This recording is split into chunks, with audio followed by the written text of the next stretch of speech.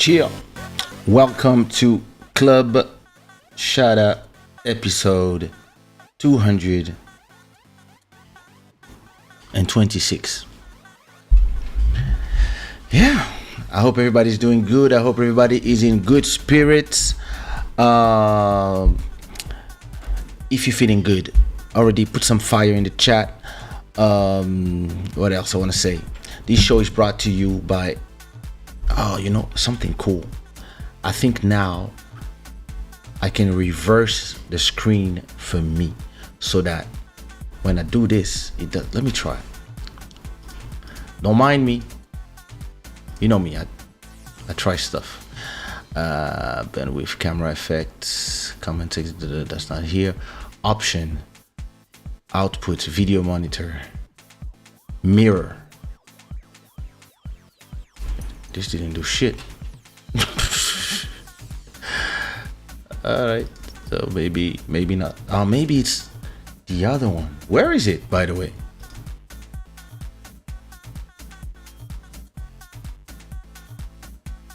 Program. There he is. Maybe it's here. Let me try. No, this doesn't change shit. Alright. Forget it then. As I was saying, this show is brought to you by shadaware.com, the gods of good fortune. I want to say that it is right now in Lisbon, Portugal, midnight and 46. Put me the flag of where you're listening from and what time it is, where you are listening to or watching this show. For those who are watching on YouTube, welcome. For those who are watching on Facebook, I think there's a few people watching on Facebook too. A few people. I'm trying something. I'm trying to see if I'm gonna try to convert the Facebook people into YouTube people. But it's crazy that, in Facebook, as you're speaking, they also put what you said as subtitles live. That's crazy. Computers are live, I'm telling you. It's crazy. Jujuzan, it's only you and me. So maybe we can have a conversation, just you and me, because everybody else is silent. Nobody's saying nothing in the chat. So, there's a lot of people that come, they watch, but they don't say nothing. And then it's just you and me. So everybody who's watching, at least put a like. If you're not going to say nothing, at least put a like. I want to say welcome to the Shada gang, to everybody who's new subscribers to this YouTube channel. More than 2,000 this month. Eddie, Lily, Leticia, Joshua, LLW225. Welcome here. Yeah, listen, make yourself at home, but don't dirty anything. Remove your shoes at the door, and everything's gonna be fine. If you hear some noise, that's my washing machine that is talking. Yeah, listen, indeed, it's amazing. A show just you and me. Like, you should call in and put that on. You should call in and we just talk. Too bad there's not an option for only audio. But yeah, listen, the chat is very calm tonight, and it's interesting. Some days it's like that, and some days people arrive slow. So yeah, Eti Carvalho on Facebook. Salute. Well, it's two of us now, Julie. There's somebody on Facebook. So listen, I also want to acknowledge our stream royalty with $10 for the month of August. It's Bodhisattva. Look at that. And thank you so much to all the sponsors. If you want to give a super chat and sponsor this show, all you need to do is come over to YouTube, Kaysha.tv, and Kaysha.tv, and send a super chat. So,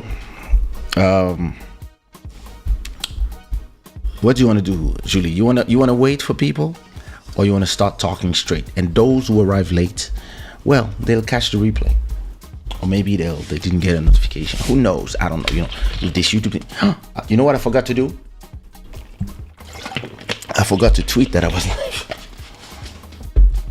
I completely forgot to even tweet that I was live. So of course, if you're waiting for YouTube notification to tell people you're live, you completely fucked. So let me see. Broadcast list, YouTube, Club, Shada, 226. Tabula Rasa. We live, people. All right, boom. Past this, I'm gonna send this to my WhatsApp groups, and I'm gonna send this to my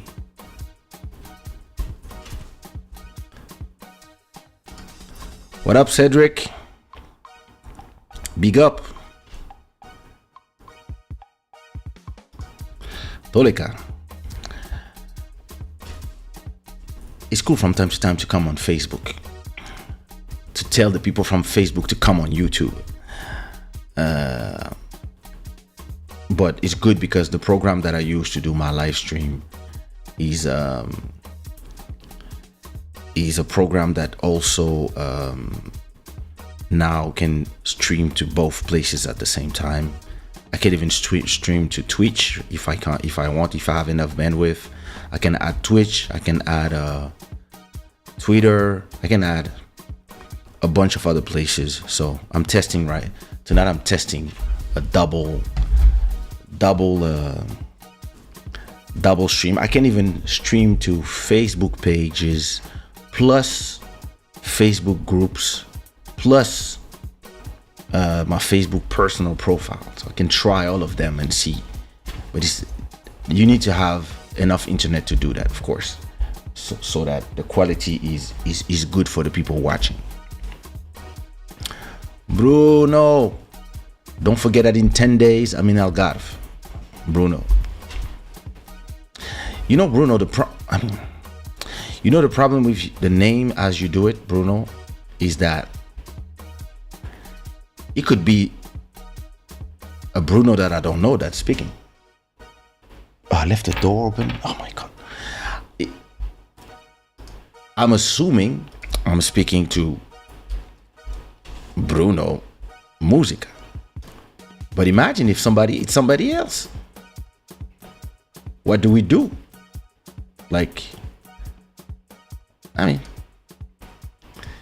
Maybe you should. I don't know, bro. You keep changing names and icons, but the love is the same. Listen, put some hearts in the chat. Exactly. Put me some hearts in the chat. Show me some love. I'm feeling lonely. Listen, you see, all the work we did, the 40 minutes we spent last episode to create all this here. Now I'm feeling good when I'm coming live. I don't feel stress. It is important for me to feel good when I arrive. Look, pa, pa, pa, pa. I like it. It's a little cluttered, but not too much. So maybe I'll try something else soon. Where, those are nice. I see a bunch of hearts. I think those hearts are the hearts from Facebook. That's cool. Let me see what's going on Facebook. So you have to understand this is what I see on my side.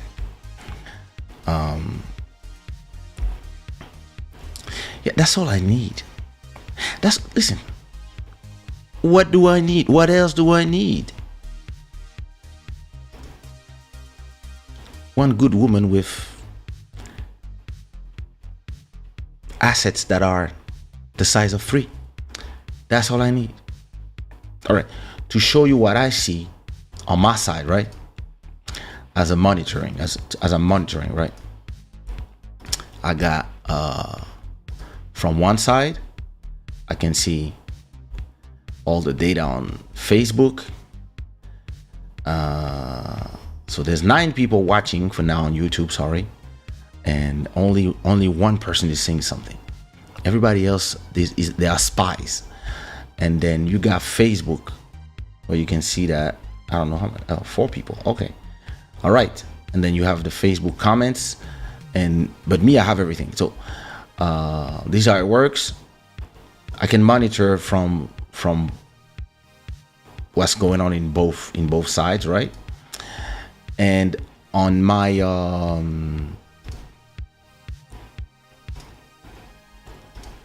as my where is it? Window. Where's the live demo mode? All right. As you can see here, on my side, I see all the comments coming from Facebook and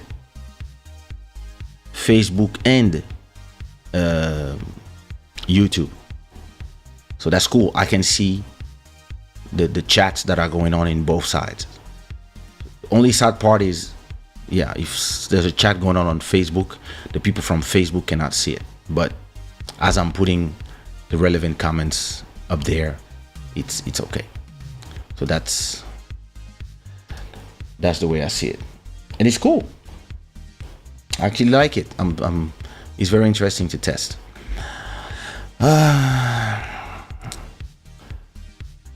Damn, you guys take time to arrive. You see, when I do long intros, people complain. When I do short intro, people are not here. Now, Velo, hi Velo. Can you explain the title, please? Calm down.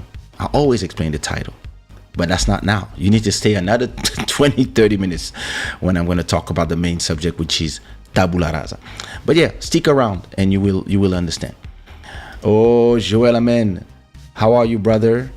I see that you have a video that is interesting on your YouTube channel about what YouTube brought you in your business or something like that. I don't remember what was the title, but I saw it and I was really interested, so I'm gonna check this out soon. Tatiana, amiga, tudo bem? How are you? What's going on? You see, like, you saw people on Facebook, don't be shy. You can say hi. The Shada gang is cool. I know you're not used to being here, but so maybe I should have another monitor so I can see Facebook. I don't know. I'm gonna see.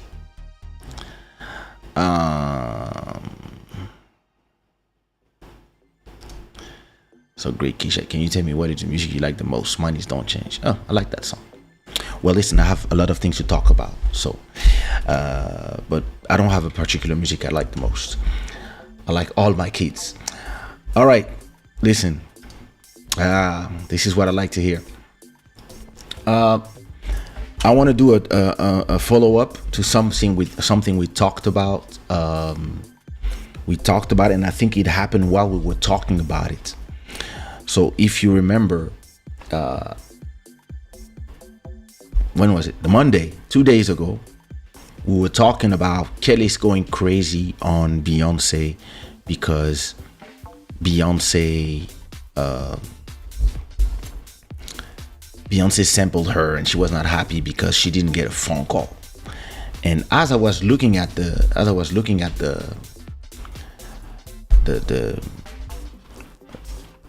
track list of her album Renaissance Part 1, I realized that there was no Kelis nowhere.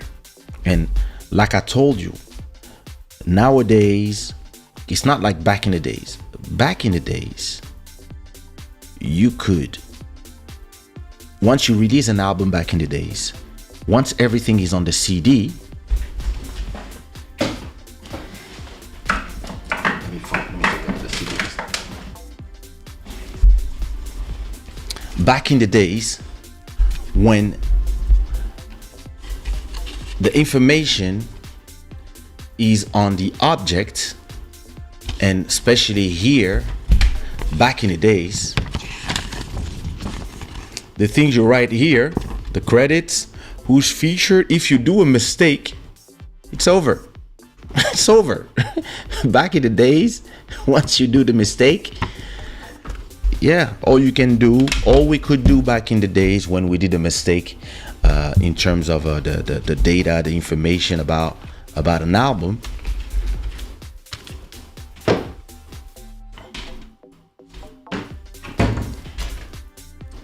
So back in the days when we did a mistake on anything about an album, all we could do was to cry. And let's say you print 3,000 copies. Usually we would start by printing 3,000 copies of the album. So 3,000 CDs, 3,000 covers, and 3,000 booklets inside. And this is what we ship to the stores, and the stores sell it to the customers.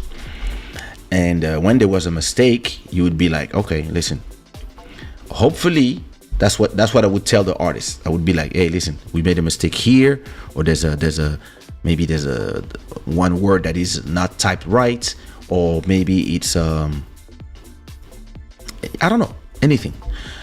And what would happen is that there's nothing you can do for everything that is printed because it's already in the stores, right?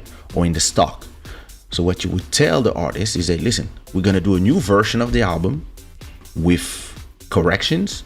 Even if there's an audio problem, you have to keep the first X amount of copy that you created with that problem, and you're gonna leave it there.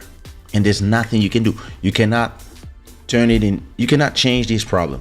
And what we would do after that, we would create a new master and create a new cover art, whatever the thing you have to correct, and then starting at print number 3001, it would be the corrected version. So you would say, hey, listen, the first 3,000 are collectors because they have a special mistake, whatever, and then you correct whatever you want to correct. And if the artist sells enough CD, if they sell 3,000 CDs, now starting on the next back, the next 2,000 or 3,000 that you print are the corrected ones. And right now, today, let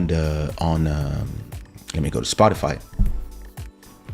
Today on the digital, since everything is actually digital information, I don't know if you remember that I changed my name to Monsieur de Shada, right? I changed Diamantero and Davagani to everything to Monsieur de Shada. So I had to also change the covers. So for example, the name of this project, for example, Bougie Love, was Bougie Love by Diamantero, and now I changed it to Bougie Love by Monsieur de Shada. So I changed the cover, and I also had to change the name of the artist everywhere. So instead of Diamantero, everything became Monsieur de Shada everywhere. And I went from now I have all these singles under the name Monsieur de Shada. And how did I do it? I did what we call in the musical business, the streaming world, a metadata push, meaning that everything is data right now. So you have your songs, the master, the audio is somewhere stored in a server, and the name of the songs, the name of the artist, all this is metadata. So the name of the song, title, the name of the artist, main artist, is there a featuring or is there another main artist? All this is metadata. Artist 1, artist 2, artist 3, featured artist, producer, name of the producer, producers, all this is metadata. Credits, songwriters, composers, writers, metadata, all this is data. And then the lyrics, all this is metadata. And because all this is metadata, it means that you can do what we call a metadata push.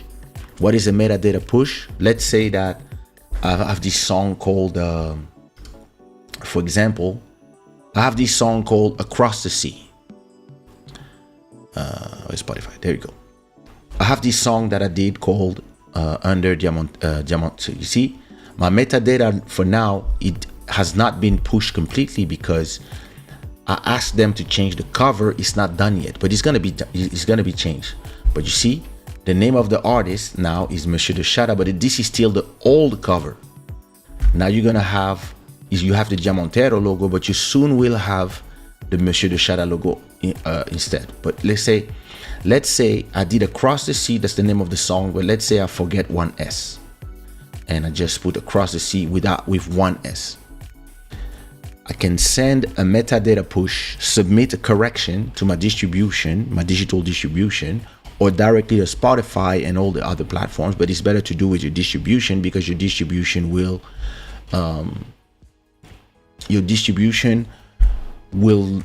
send a push, which is they ask for a change to all the platforms.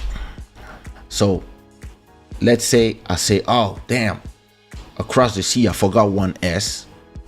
So I go to my platform, I say, hey, I need to change the title of this cover art, the song, and I also need to change the cover art because I forgot one S at Across.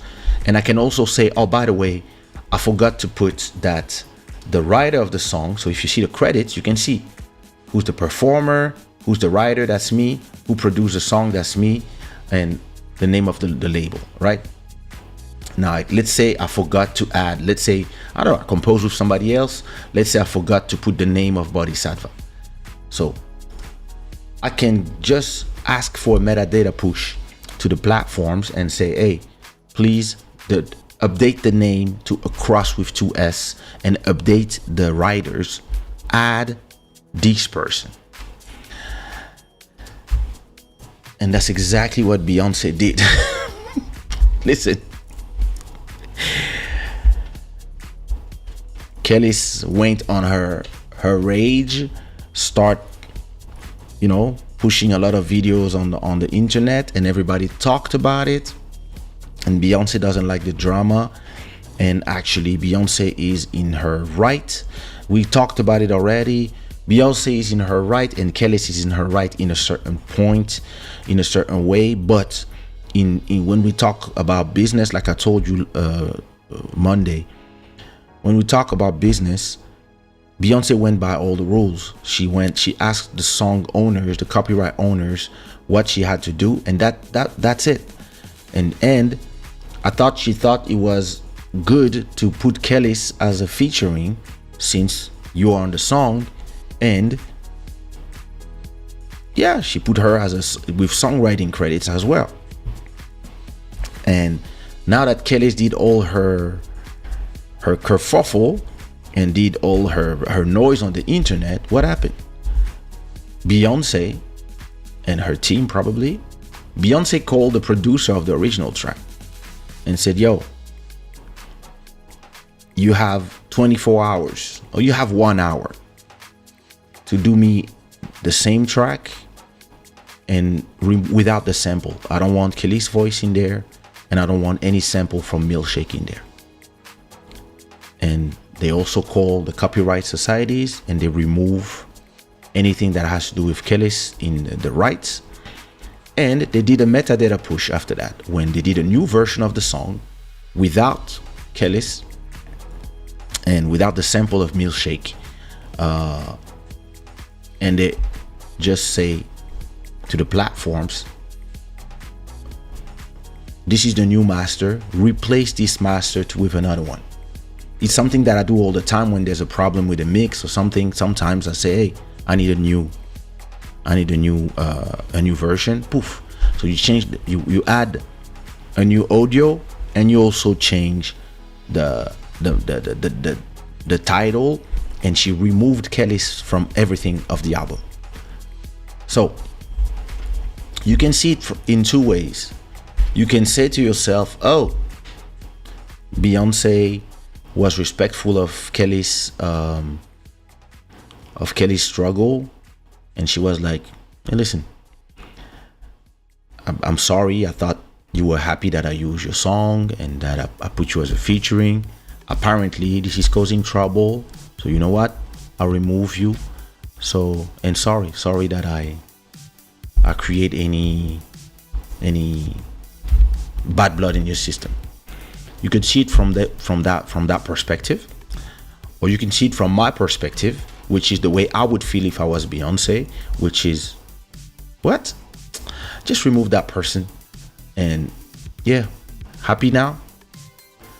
And yeah, listen, that's exactly what I would have done if I was in this situation and somebody's just like, it's not a question of you who's better or whatever.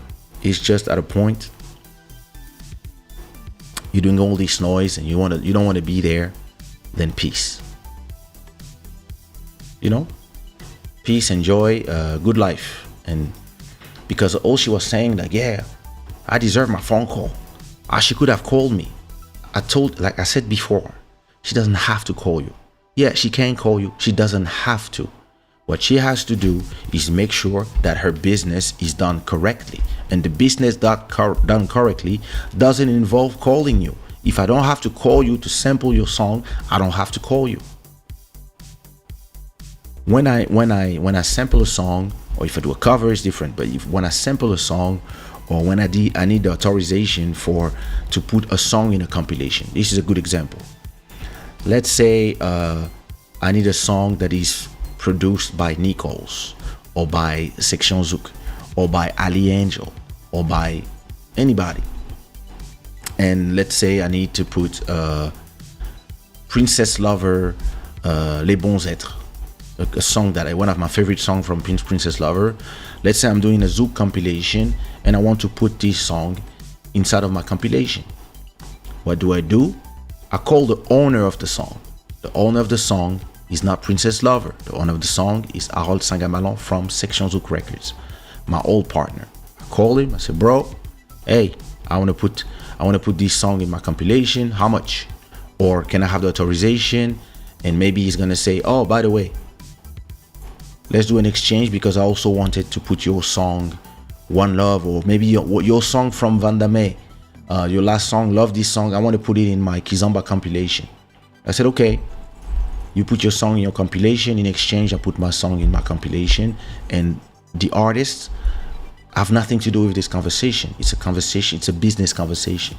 So if once my compilation comes out, if whoever, Princess calls me and say, yo, bro, my bro, like, why you didn't call me before putting my song in your compilation? I would reply to her, my sis, I didn't have to. And it's not because it's not a question of respect. It's just I don't have to. Because if I call you and I say, oh, I would love to use your song, and you tell me, yeah, go ahead, and I go ahead, I'm gonna get attacked by Section Zouk's lawyers, right?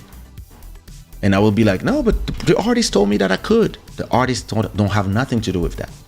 Who has something to do with that is who owns the song. It happened to me with when one artist that I produced only one album from that artist. He had somebody in America ask him for the authorization to release the song on a compilation. And he said yes.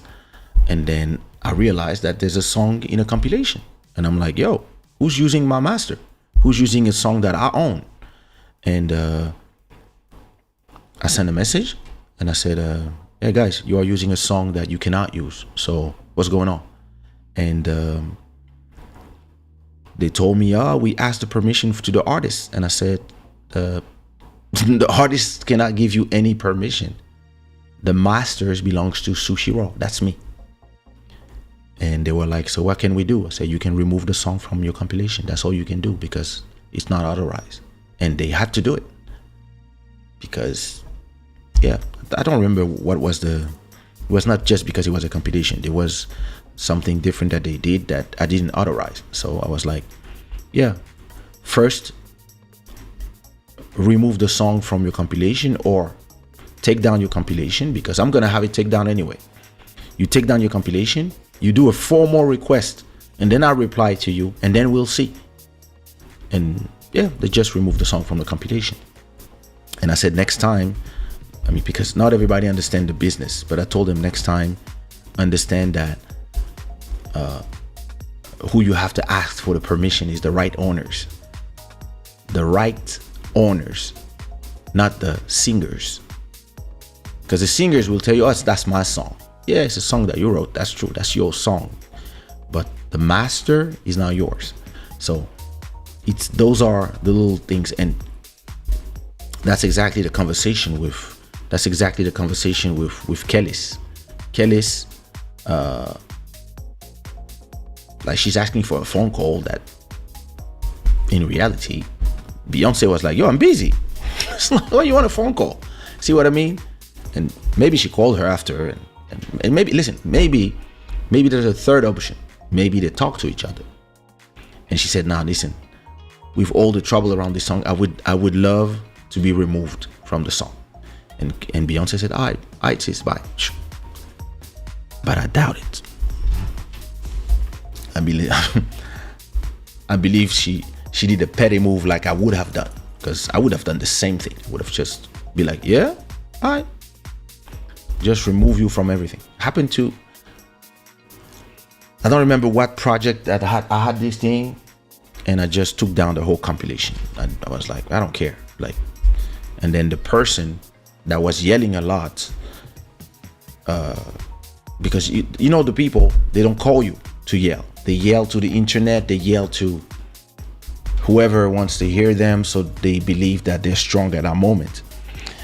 And so what? I was like, yeah, all right. I called my distributor. I said, hey, this compilation, just remove everything. Remove everything and re-upload the whole compilation without this song. And that's exactly what they did. So after 2 days, it takes 24 to 48 hours. After 2 days, the whole compilation was there again without that person. And now that person finally, after talking to everybody and pissing me off, finally calls me and say, hi, hey, I don't understand.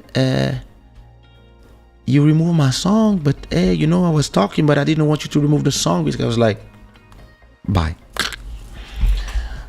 Because I don't have time for that shit.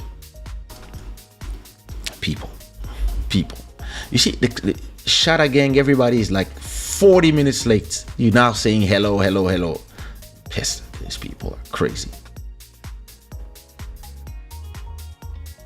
Oh, I cannot see the donation on Facebook. I only see the ones on YouTube. But Eti Carvalho, thank you so much for the $1 donation. Wow, cool. I didn't even know I could do that. I even forgot. That's cool. Thank you so much. Thank you so much for the donation. I have to see if I can have a notification of that, because it doesn't appear here, but that's cool. Thank you. And listen, if you want to come see this show all the time, make sure Eti Carvalho and Cedric Cachi, make sure to subscribe to my YouTube channel and be here on the comments. Wow, that's cool. But yeah, listen, this is my take on the, and this is the final, the end. So there was a comment on Instagram that somebody said it was the best comment I ever heard.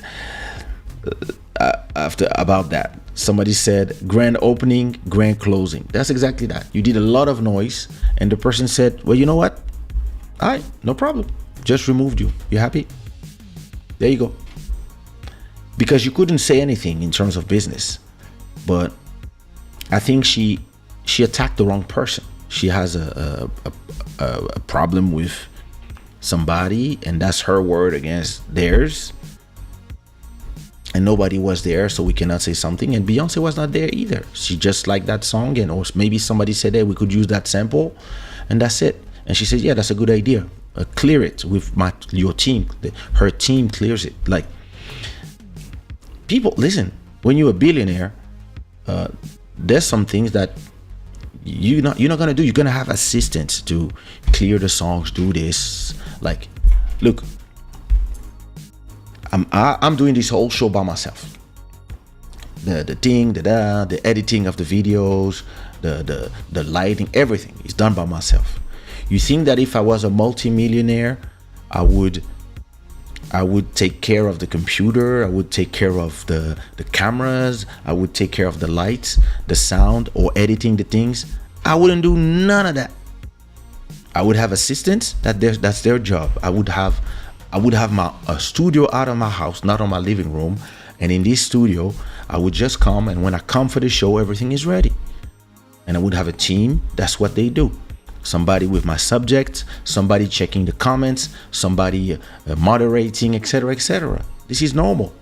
So, or maybe I'll do it by myself just because I want to have fun and not just be bored. But I would have people editing stuff. I would have a lot of things. You see the difference?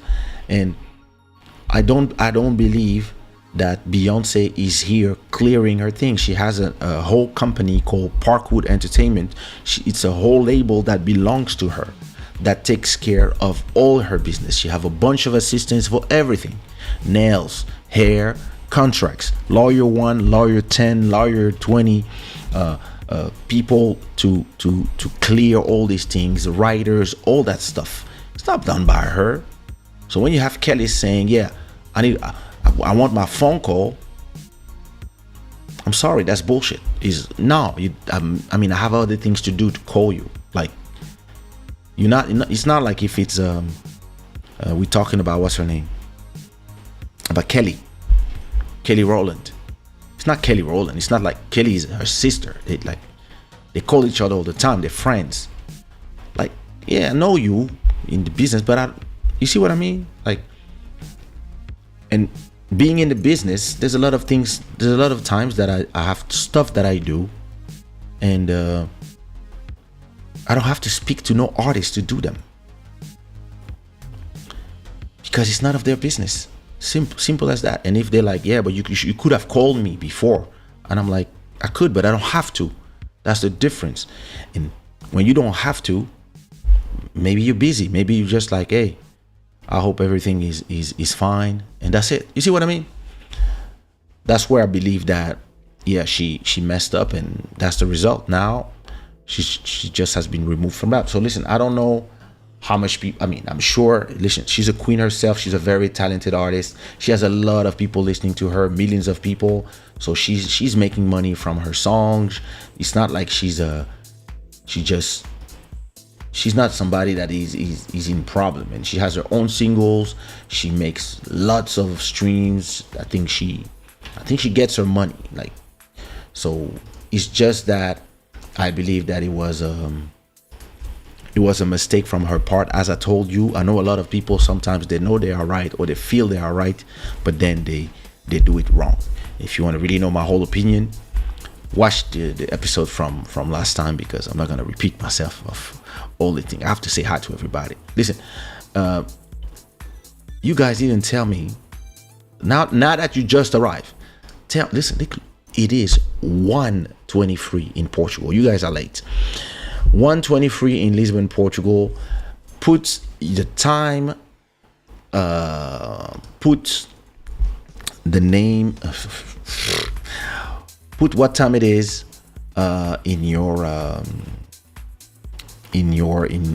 put what time it is for you, and put the flag of where you're listening from.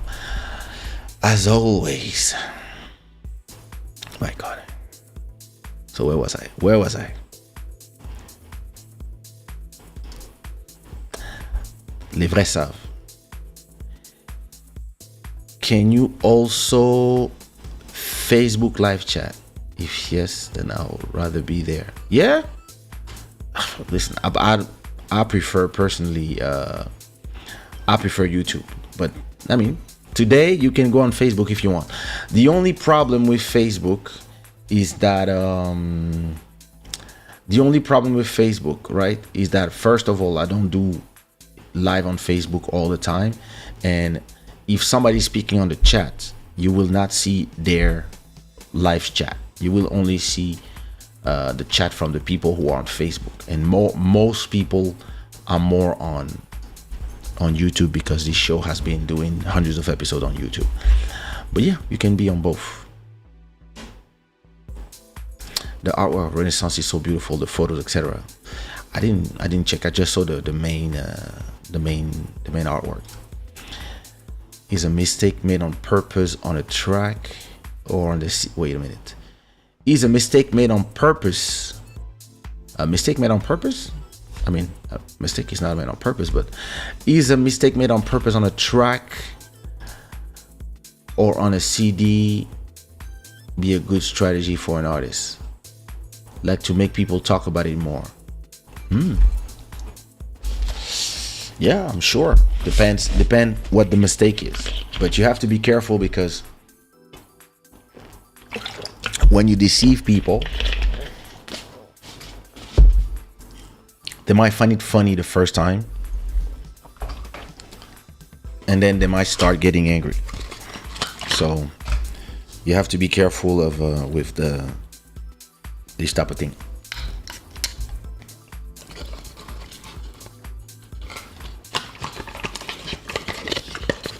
Some honey for my throat, because my voice is, I can feel my throat being sèche, dry. Nas X takes this L. This is, tes propos n'appartiennent qu'à toi. The importance of owning your music wins again. Exactly. And so on that case, I guess her problem is that she believes, and she says that's her problem, and she says that she's been she has been removed of her own ownership. But listen, I don't know. I can't. I was not there, but happened to a lot of people. I actually, for example, my first album, I was one of the 3 owners, right?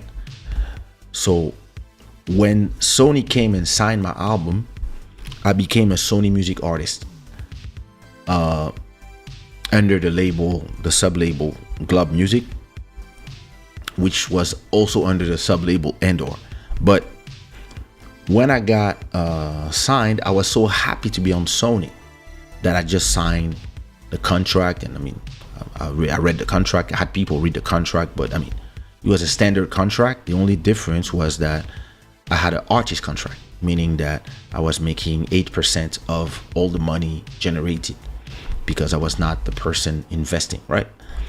But because I went and we executive produced my first album by ourselves in South America, in Guyana, I was supposed to actually be to have 30% of the ownership of the album when we were supposed to release it by ourselves, right? It was supposed to be released on Organize Bambino, that was the old name of my album, plus Shogun, plus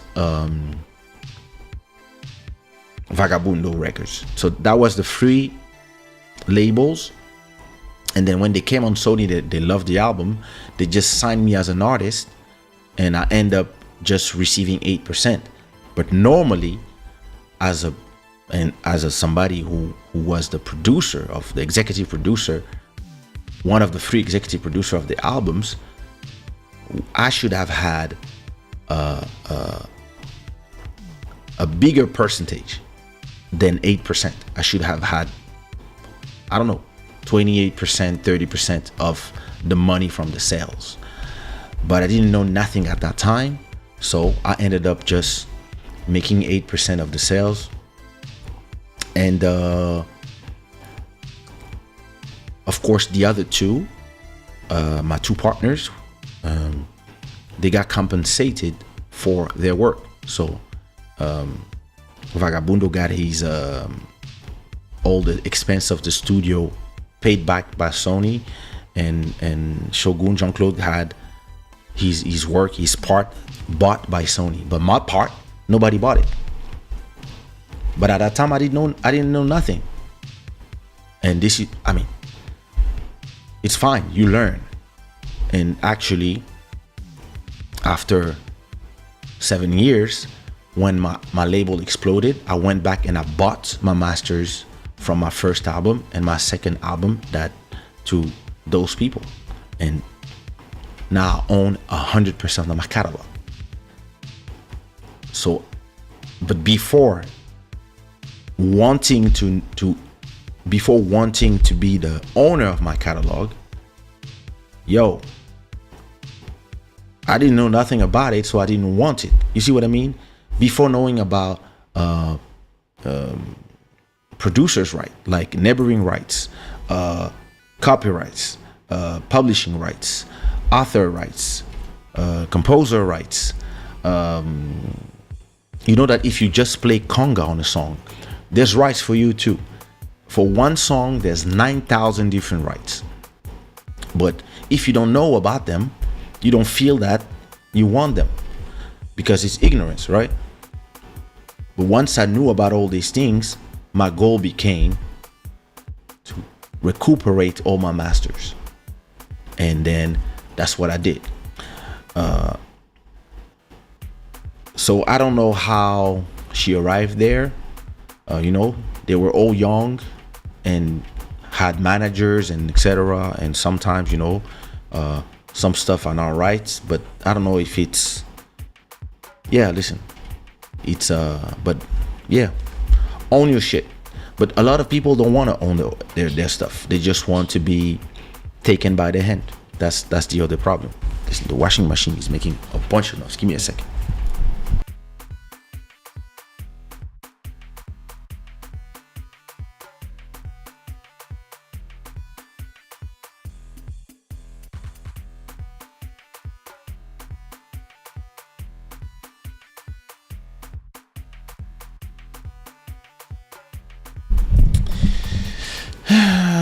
Gabriel, we still have to do this live, bro.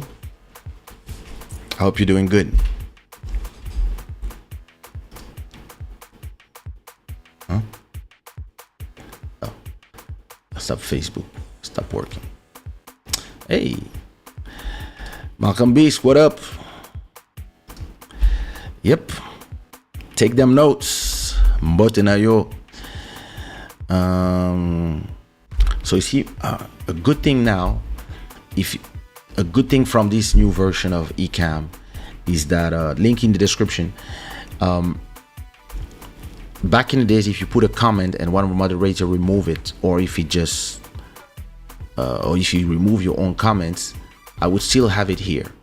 Now, when you remove a comment or somebody remove a comment, it gets removed here too. That's cool. Elise boys. On the qua rhythm on the drill record would be crazy. Maybe. You know, the thing with iconic songs, the young people want to turn them into whatever the young people like, and us who have been listening to the original version for 20 years, we tend to be scared of touching it. We tend to be very conservative in changing it or re-singing it, because even if I had to rap the song again, even on the same beat, and do a new mix, it wouldn't be the same as the one that is completely stuck with you. So maybe if one kid comes and asks the authorization to do a new version, I will tell them, I do it. If it's a great version, of course, do it. Talk with Sony Music, talk with me, sign all the thing. This, you know, Sony would take care of how we share the rights, etc., and then and then see what happens. But interestingly, every time somebody wants to re-sing or to change or to update one of my iconic songs, they want me on top of the songs as like a seal of quality. And I don't know, I never feel comfortable because it's not that I don't want, it's just that there's an emotional thing with the song for me where I would prefer Maître Gims or Daju or Nino or whoever to do a new version and use that chorus and take it somewhere else and just get my money. And yeah, you want me in the music video, I'll come. But for us, the original is the original. Now 20 years later, yeah, the kids will do what the kids will have to do, and you have to let them do it and just get your money from the rights that you get. I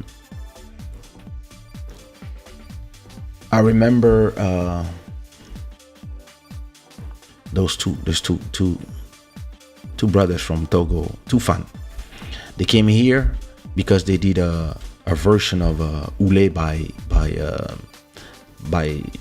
by Kassav with Jacob to shoot the video, and actually I helped them find models and stuff for the music video.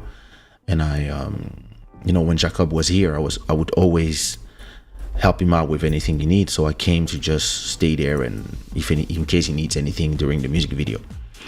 And yeah, the new song, the new version is cool, but to me only the original Oulé from Kassav give me the feeling, even my version. So you see, their version is 40 years old, my version is 24 years old, the Tufan version is 4 years old, and I don't have the same emotional attachment to their version, not because it's not good, just because the original song I grew up on, and some kids grew up on my version plus the original, and some kids will grow up to their version, and when they listen to the old one, they're like, oh, it comes from here, cool. But this is where they're emotionally attached to. So it's very interesting.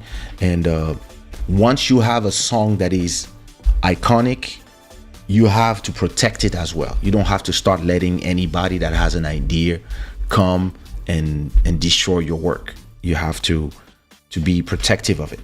So yeah, a lot of people will come with a good idea.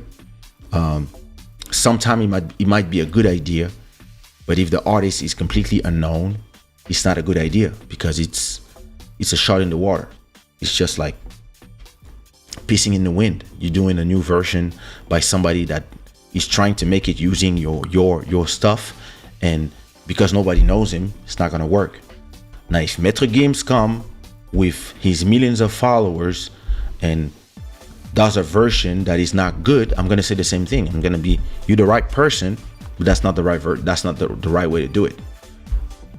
Find the right copy. Now if you have a Maître Gims, Beyonce, who like Jay, somebody, if you have Drake coming and say, yo, I want to redo that song One Love, it's different. See what I mean? Because now you know already that person is going to take your song and make it known to so many people, and you got to make a ton of money. When it's somebody that nobody knows that take your song and does a new version, sometimes it's like you are actually, instead of taking the value of your song up, you might take it down. So you have to be very protective of that as well. I love this game. I have a lot of history in my life. Of these histories. Yeah, bro. Yeah. You know, Malcolm is the king. Malcolm is the king of taking down videos on YouTube.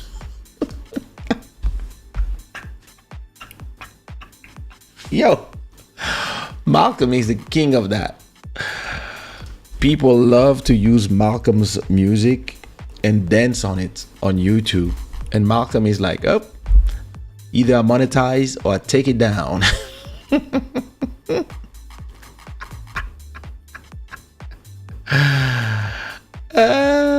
This guy. Kelis could have rode the wave of the sample and make a comeback. I remember when Katy Perry called Missy Elliott to show up at the live concert of her and Missy's music were the most streamed that week. I mean, listen. If you look at Kelis, I have a lot of things to talk about, so I'm gonna move on to the next subject. But if you look at Kelis, she has like 4-5 million people listening to her, and she actually has a new song that came out. I don't know when, but she has a new song, Feed Them. So I don't know when it came out, but look, she already has a lot of streams. So yeah, in a way, all these people talking about her is making her stream go up. The problem is now, Milkshake, that song, I don't know how much she make from that. But on Feed Them, she makes, I believe she's independent. I don't know but I think she's an independent artist now. I don't know. But I'm sure that a lot of people went to listen to some Kelis with the controversy. Now Beyonce is on the level where, look, Break My Soul is 100 million streams. Yo, most song of this album, look at these 6 songs, 11 million, 10 million, 9. Yo, so that's where yeah, listen, everybody do what works for them. Kelis is known for being very opinionated, and whenever she doesn't agree with something, she lets it know. So listen, I can't, it's not that I disagree with the way everybody do the way they want, but then there's consequences. And listen, if she's happy that her song is not there, then case over. You know, if her problem was there, my song is there, nobody told me, da. Now, if she comes tomorrow and say, I didn't want the song to be removed, it was actually cool, it actually gave me some, because look, I did a track with MJ Wemoto, for an example. I did a track with MJ Wemoto. Where is Kaysha? Let me see. Okay, look. All right. I did a track with MJ called Second Dance. So that's his track, right? But before that, as single, I did a track with MJ called Alelu, right? When I did this track, it's Kaysha, MJ, and Malcolm Beats. This track is the #1 track from MJ now. But what is important is not that, is that when I release my track, it also appears on his profile, right? Because I also put him as a main artist. And it also appears on the main profile of Malcolm Beats. You see? And it's also his #1 track. E volta pra mim, yeah, nice. So, which means that a lot of my listeners went to Malcolm Beats and to add it to the 25,000 monthly listeners because of those a few of the songs that we do together are pushing a lot of my people that come to listen to our songs. Then they go listen to other songs from Malcolm Beats. You see what I mean? So it's not only a question of, hey, Sirendezi, thank you so much for the $10 super chat. Bonsoir, welcome. So you see, I mean, like I was saying,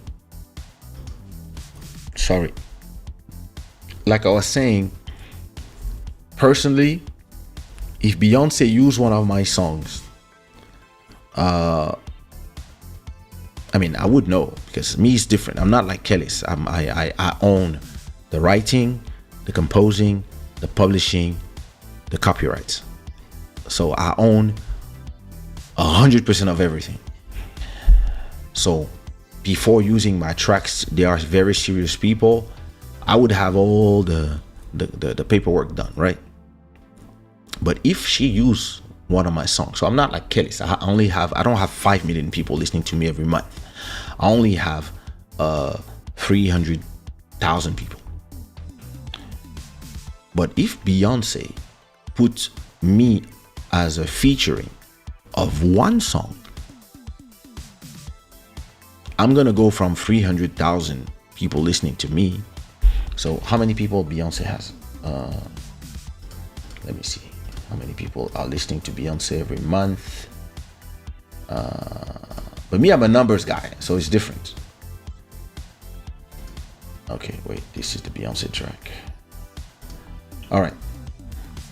Beyonce has 46 million people listening to her every month just on Spotify.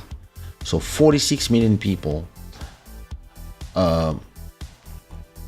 If 10% of these people, because I'm there, they click on my name to discover my music, I would probably go from 300,000 people listening to me every month to 2 or 3 million people, just because all these Beyonce fans would come in. Because at this, you see what I mean? And maybe because I'm not on Kelis level, I would just be like, welcome everybody. Look, I have 10 albums. Discover what you want. And maybe some people would stick. And I believe, but again, some people are very business oriented. I'm one of those people. I believe the opportunity is a great opportunity. Some people are way too proud to, so they're like, yeah, yeah,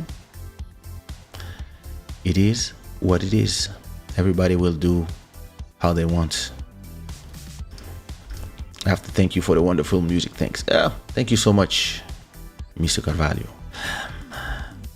Beyonce used a Robin S sample and Robin S reacted the total opposite. I bet. Yeah, exactly. But again, Robin S maybe doesn't have some resentment about that music. So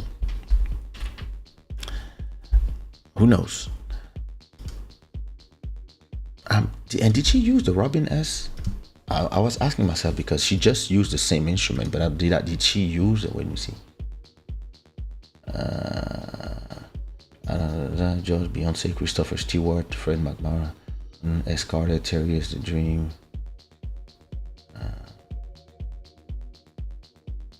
Yeah, I don't know if there was a sample of dun dun dun, because that instrument is just an organ.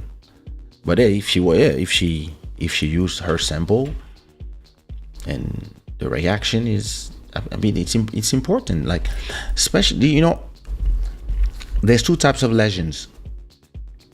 When you're a legendary musician that everybody loved, and you're comfortable with growing old, and people giving you respect, and now people, it comes to a point when you, like me at 48, the new artists that are 20 years old, some of them, they grew up and their mothers made them listen to Kaysha music as they grew up. That's what people are telling me now. I grew up with your music. And some people are the Drakes of tomorrow, the Drakes and the Beyoncés of tomorrow, right? Now imagine that the next Beyonce is Haitian, and her mother, probably, let's say her mother is 30 right now, and she's a big fan of my music because of her mom.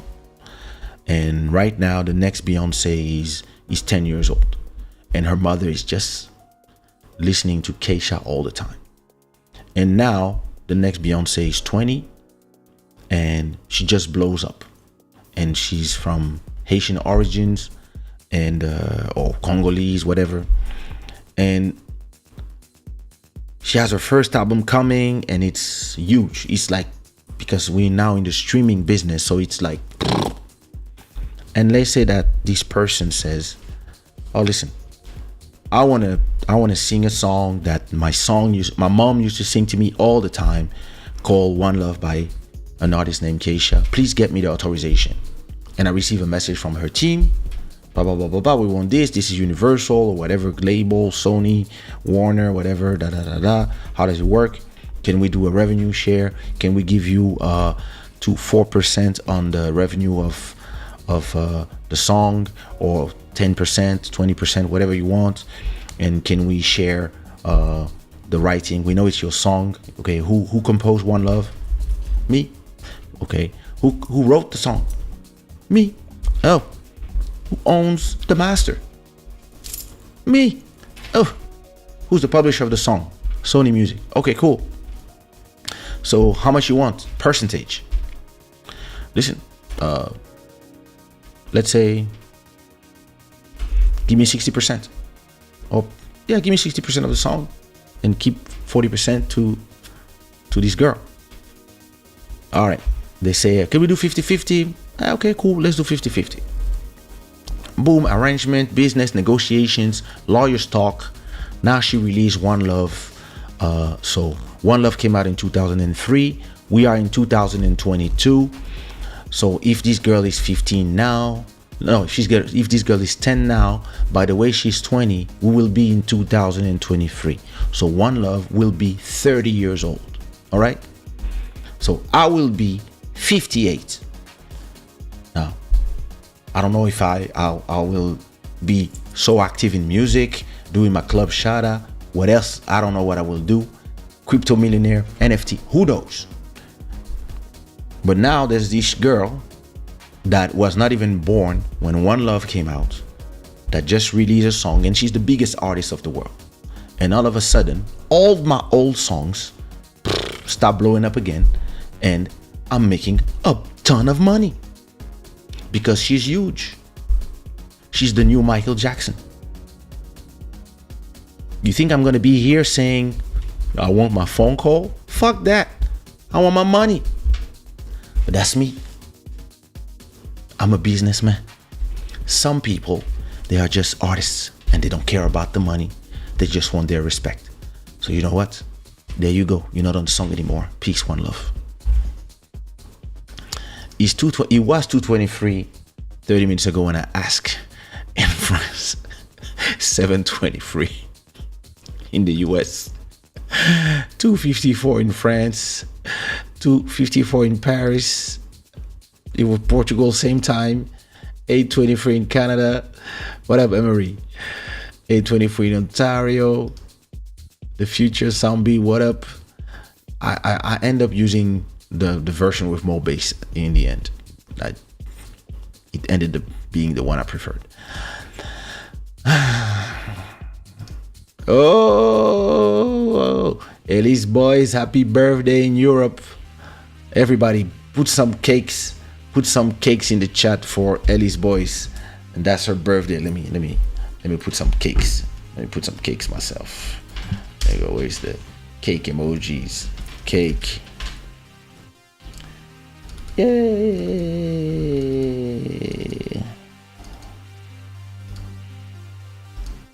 There you go.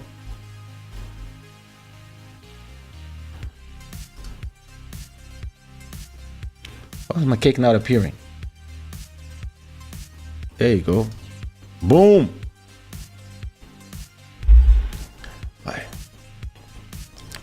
Alright, let me go to the next subject. So where was I in the chat? I was in the birthday. All right.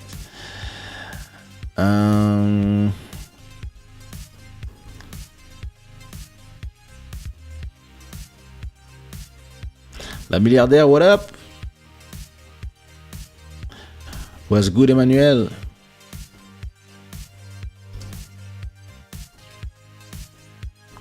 Why everybody came an hour late? I don't know. You know, this show started was just me and Julie, and there was a lot of secret. She said a lot of things.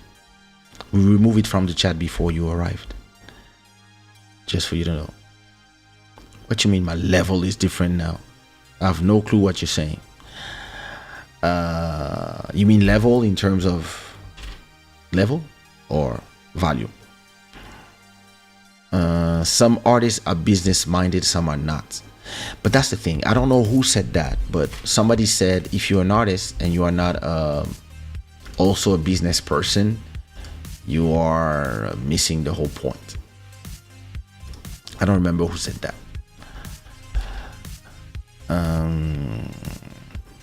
I don't believe Kelis is jealous of Beyonce. I don't believe as well. I think she's just wanted to be recognized. Listen,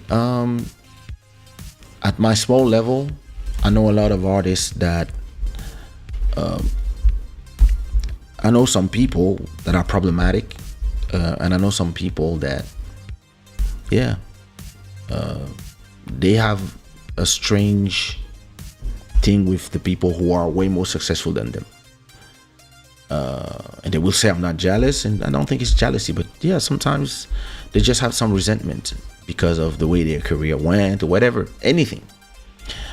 It's all yay. Hello my friends, family of Shada again. Shout out to the NFT king, Mr. Shada. Thanks. I will do a whole episode about the new drop Sunday.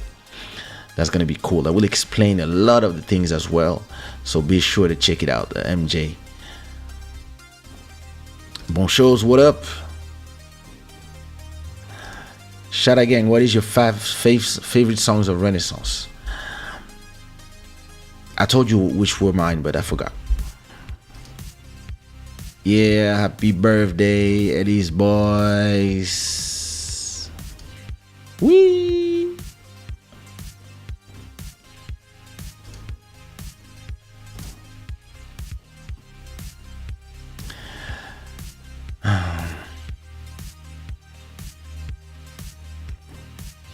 Reminds you when Nas put his daughter as the executive producer of Illmatic. She's set for life. Yep. Yep. Power moves.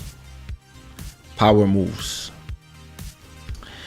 Kelis already lost the bag by being trigger happy on social media. There you go.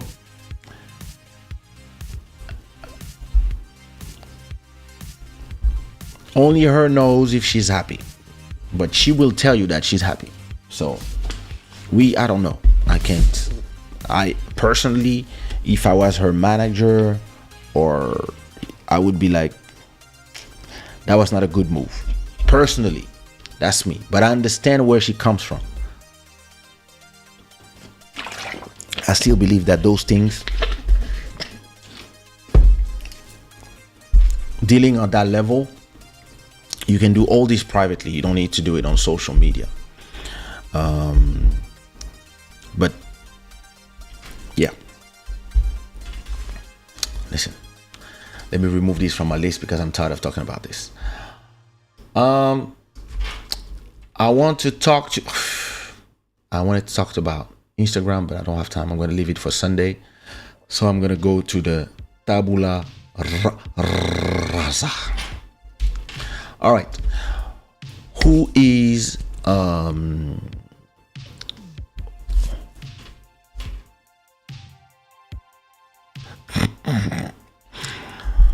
I don't know who is familiar with the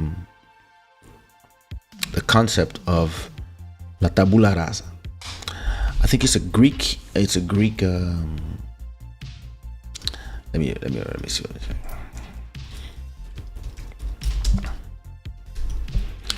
Let me see what is the definition on the. So me, it's something that I learned back in school.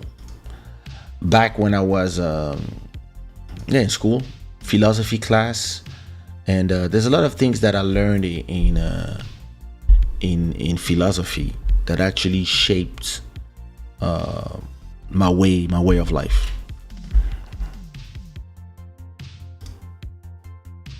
That's true. That's true, Emmanuel. That's true. So la tabula rasa means the clean slate. It's a concept for a clean slate, and it's a supposed condition that empiricists have attributed to the human mind before ideas have been imprinted on by the reaction of the senses to the external world of objects. Which means that in a certain way, it's people What up? Salut, c'est ton ami Chris Ben de Toulouse, ton ami de longue date. I'm trying to recognize from the photo, but I don't. But yo, what up, Chris Ben?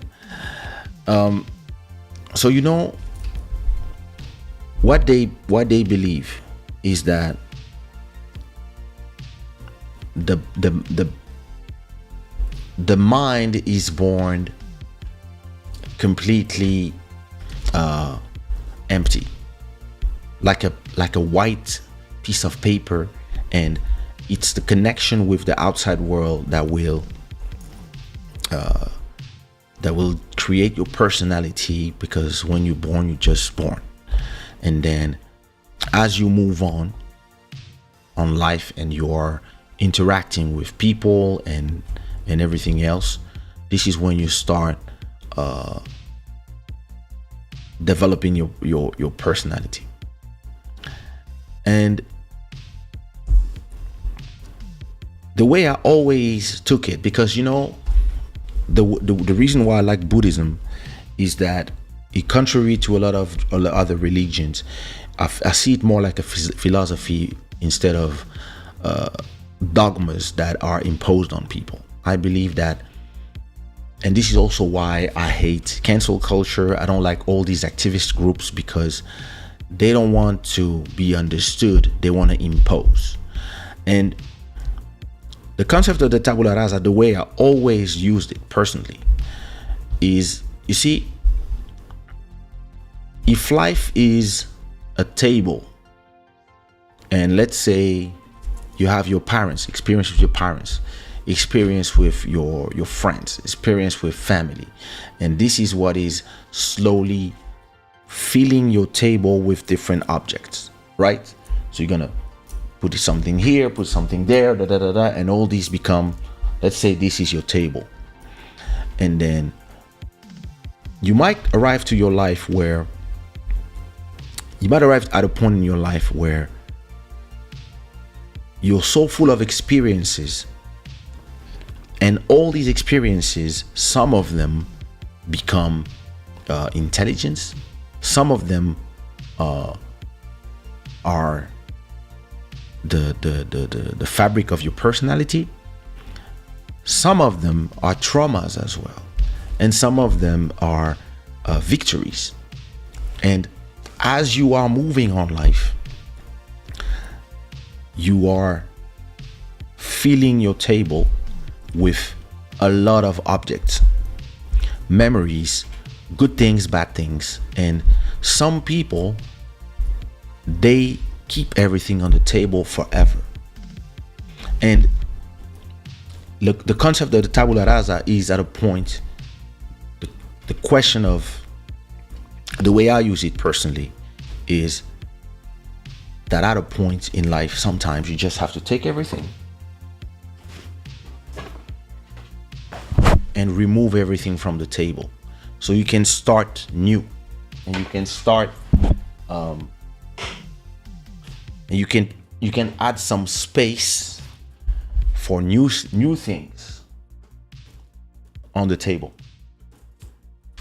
And the reason why I'm talking about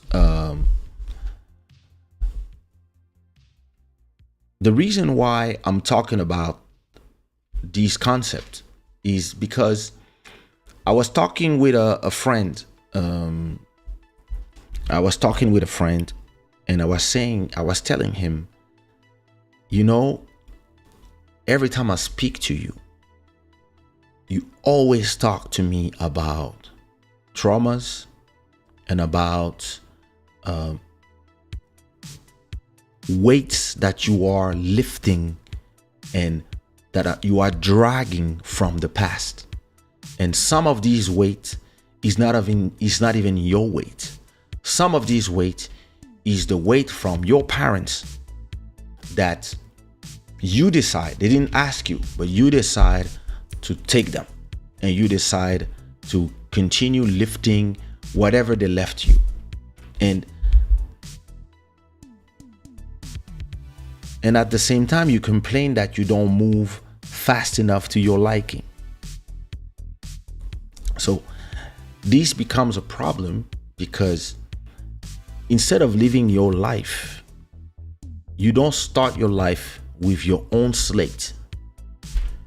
You start your life, or you arrive at this point in your life with a slate with your memories, the memories of your parents, the memories of your family, the problems of your family, the problems of your parents, and you inherit all the problems that you have at a point to do what we call a tabula rasa. In French, we say table rase.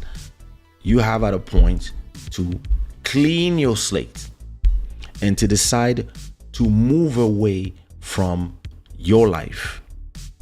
And not everybody is able to do this. A lot of people are completely obsessed and stuck with whatever they are dragging with them. And some people, they don't drag one problem, they drag 10 of them. They're there, and they don't want to let go. And I was having this conversation with my cousin. My cousin, when he lost his father, he inherited a huge empire in Congo, but he was living in Brussels. So he ended up having to change his life to take over the family empire, and which is it's a responsibility that I understand. But at a point, he realized that it is time. Yes, he realized that at a point it was time to change things to his liking and not repeat the mistakes of the parents, and or the choice of the parents or the choice of the parents. So maybe they chose to run this operation like this, but now that you are the one running the operation, you're going to change it to how it works for you, or maybe how your intelligence tells you that it would be better running this way. But it took him years to arrive to that point, right? When I was explaining to my friend, because he was talking to me about yeah, but I have land in my house, in my home country, that I have to do this, I have to do that. And I was like, you don't live there. Me, it's the same thing. I don't live there. We live in Europe. I've been in Europe for 41 years. I've been in Europe for 41 years. I arrived here, I was 7. I lived in France for 32 years. I left France at 39. I moved to Portugal. I've been in Portugal, no, 38, sorry. I moved to Portugal at 38. It's been 10 years. I'm 48 now.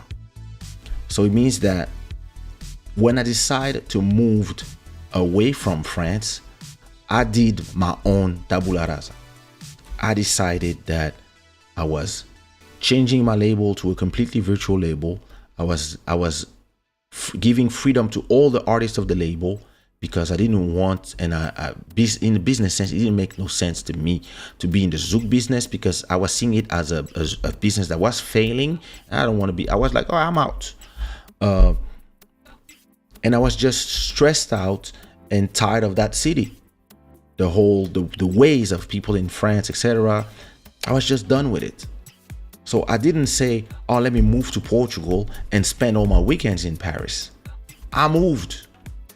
When I moved, took a new place, and I didn't keep the same friends, not friends, but connections. I was not like in Portugal and speaking French all the time with only French people. Now, I learned to speak Portuguese. I got married here. I got a kid. She doesn't speak French.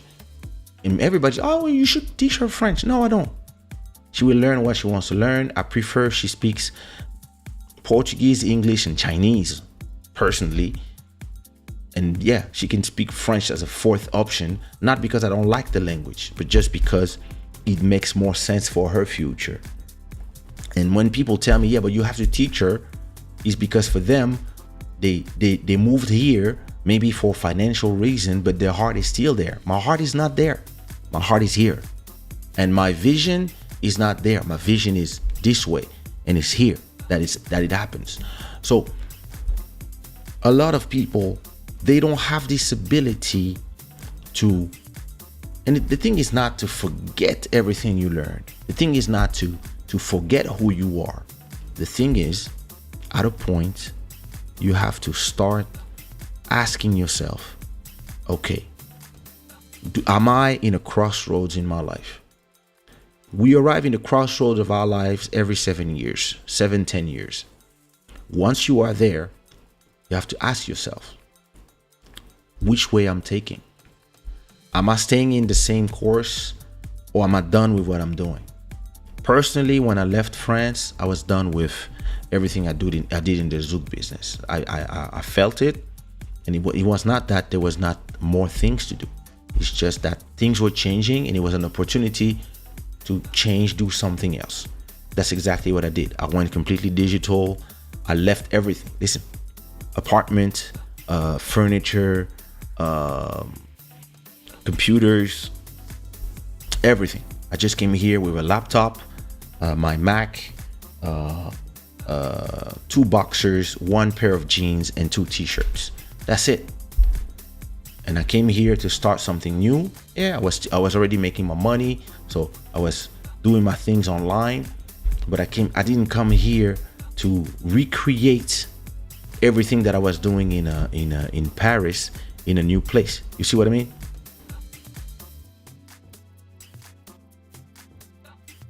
Oh, Bruno, you sent me a message. I'm gonna check it after. Yeah. I was not coming here to redo the same thing, and actually at a point I start trying to do the same things here. Like I try to open a new publishing, get some beat makers, etc., etc. Once I had a problem with 1 or 2 of them, I realized, no, I don't want to do this anymore. I don't want to do this anymore because I see that the stress that it brought me back when I was there, I'm going to bring that stress here.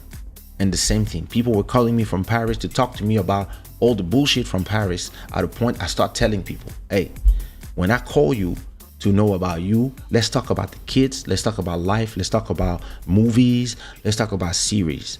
Don't talk to me about the bullshit from Paris, because there's a reason why I'm away from there. I'm away from there to move on to something new. And it takes a lot of courage to do it. It takes a lot of courage. It's not like you just leave everything. But at a point, we all have to ask ourselves, when is it time for that moment when we go to a clean slate? When we let the trauma behind us. You know that a lot of people, they're obsessed by their own traumas. They don't want to let go of their traumas because, yeah, they cherish those traumas. I was telling my friend, we were having a long conversation about, all these activists, they want you to feel the way they feel. And to give you an example, let's invest in Africa, right? Some people, that's what they want to do. And that's great because, yeah, Africa needs investment. But when it comes to a personal level, maybe you feel great in Portugal, right? Or maybe you feel great in England, or maybe you feel great in the US, or maybe you feel great in Spain, or in Russia, or in China, Japan, Malta, wherever you feel great. So if you have $1 million on your bank account, do you have to invest it in Congo just because this is where you come from, this is where give you that, etc., all the things people will tell you to make you feel bad?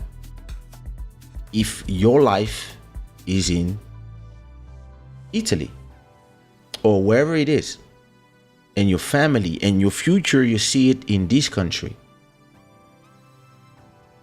if you feel that part of your renaissance is to move back to Congo or to wherever in Africa or in Asia, wherever you come from, more power to you. But you have to ask yourself this question for you, not for other people. You see what I mean? So me personally, I was talking to my friend, and my friend lived his whole life between Miami and Brussels. And me, I've been between Paris and now Portugal. And He's married, kids in Brussels. I'm married and kids in Portugal. If I have $1 million, I'm gonna buy a house where? In Portugal. Because that's where I'm raising my daughter. This is where I see my foreseeable future. This is the place I chose for me.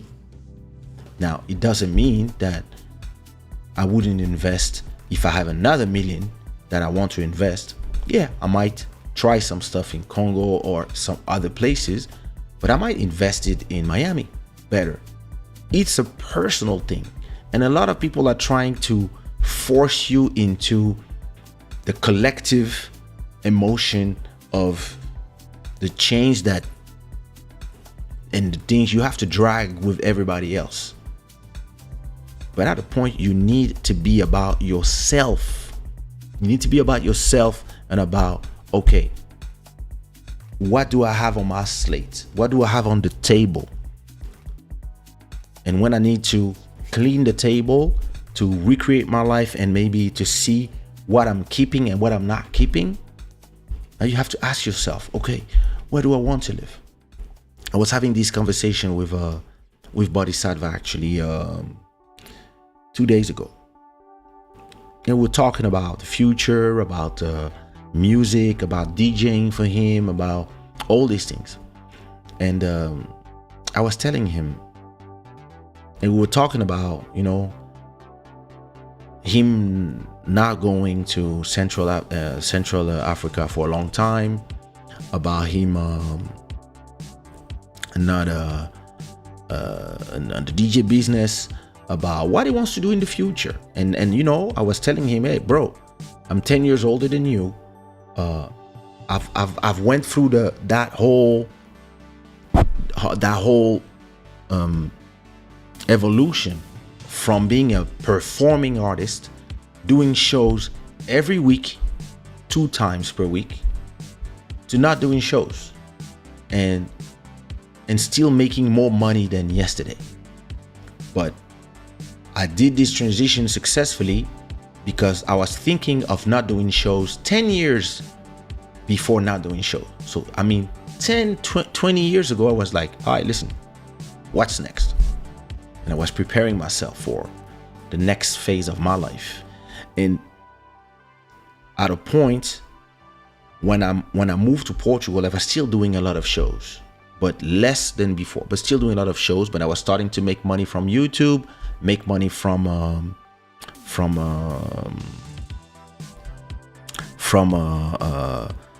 Spotify, iTunes, etc. I was making money from selling my t-shirt and my clothing. I was starting to make a lot of money online, and my goal was like, okay, let's say fake numbers. Let's say I make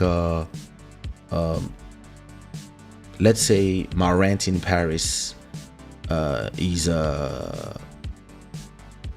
1,000 every month.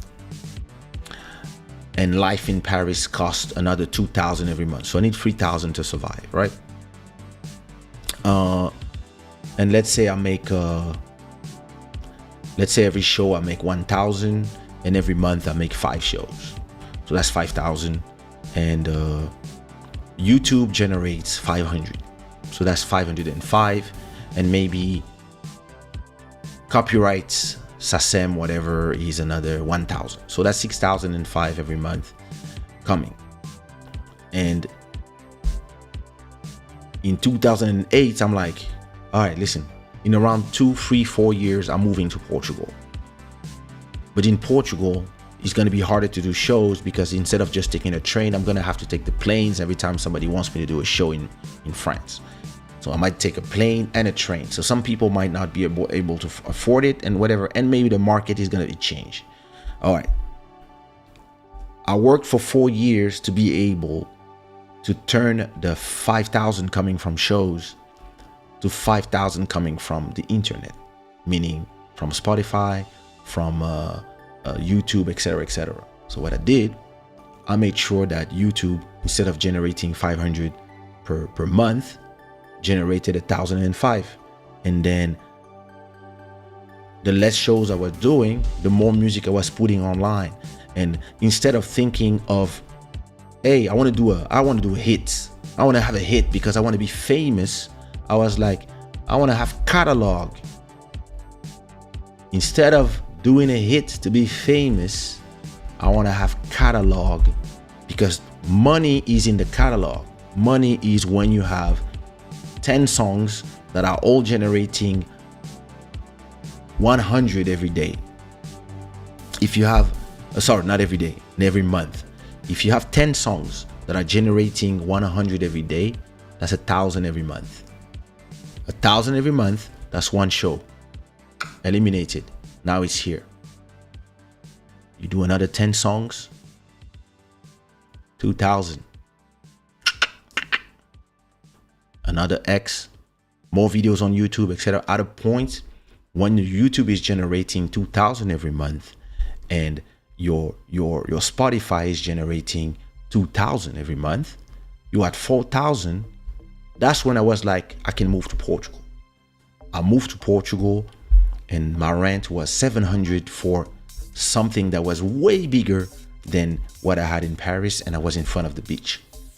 And because I didn't know nobody, I have no time to, and so I focused on creating content. And at a point, I was making the same money. Took some years, took 3-4 years, but at a point, I was making the same money that I was doing in shows. I was doing it from Spotify, Apple Music, YouTube, the streaming business, the internet.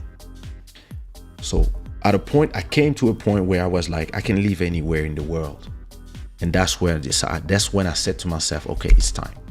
It's time for me to move to it's time for me to move to a new place, and it's time for me to clean everything. Meaning that cleaning everything is not only cleaning your table, but it's also cleaning what's inside of you. As it is part of this, is also saying to yourself, who are the people I talk to? You know, we don't realize, but we have friends or entourage. We have some people that are very negative, that every time you talk to them, they hate nothing, they like nothing, they hate everything, they hate everybody. And every time you tell them about an idea or something, the first thing they do is shut down the ideas and discourage you from making things happen. You see what I mean? Once you have this type of person in your life, you start asking yourself, wait a minute, like, maybe I should have people in my entourage that are, when I give them an idea and say, hey, you know that 1 + 1 = 2? And they come and they say, hey, 1 + 1 = 2. That's true. But if you put them in brackets and you multiply these by 2, you got 4. Wow. And you move faster together. When you have some other people, hey, you know that 1 + 1 = 2, we could do this, that. They're like, yeah. Why would we do that? 1 + 0, we got 1. And I start pushing those people away. Not saying that I stopped talking to them. I just stopped talking to them every day, and I start talking to them once a month. And I stop talking to them about business ideas. I just start talking to them about the kids, about life in general, about bullshit. And from time to time, yeah, when I want to listen to somebody and talk about some stuff, I call them, but I know that those are negative people that come to you with always negative feelings. At a point, those people, you have to remove them as well from your life, because it's part of cleaning your slate. You start looking at all the people around you, everything, family members, and you start deciding who you keep near you and who you push a little bit away. Another thing you have to do when you're ready to do this, and this is what I was telling my friend, I was like, you have to leave the traumas of the past behind you. They are in the past. You have to not forget, because these are lessons that you're going to use for the future, but you also have to leave them in the past. Especially those who are living and dragging with them stuff that was brought to them by their parents. I was talking to a friend who was talking to me about another cousin of mine was talking to me about land. We have a land in Africa, and it's just problems after problems after problems, and cousins calling for you to pay something and pay something else. And he was like, yo, I have to find 500 euros so I can pay those people for this, that, and that. And I was like, but what is your plan with that land? Oh, maybe tomorrow in the future, I will do something, maybe buy something in there. I was like, and I asked him a simple question. I was like, bro, do you plan to live in Africa? Yeah, at a point we all have to come back. Stop talking to me about what YouTube tells you. I'm talking to you about you. Do you plan to move back one day? I mean, listen, I'm not saying if there's a war or something. I said in normal times, if the life, the way you see it, there's no big change in the economies and whatever, do you plan to move to Africa? And he was like, not really. And I was like, so if you don't plan to move, why you keep spending money on something that was given to you by your parents? I understand. But why don't you just sell that land and take that money and buy a house here where you live, or in France, or wherever you live? Why don't you use that money to invest in the now for you? And he was like, I don't know. And I said, listen, personally, I'm talking about me. I might move to Africa one day, but in the next 10 years, I don't think so. So in the next 10 years, the place where I want to invest my money, the place where I want to invest my time, the place where I want to raise my baby is Portugal. And if I move with her, it's going to be Spain. It's like, she speaks Portuguese. So I'm going to take her to a place where she can speak Portuguese or English. And some people, they want to move to Cape Verde. They want to move to Guinea-Bissau. They want to go back in the country, build a house there. I understand. Some people, it's because it's cheaper.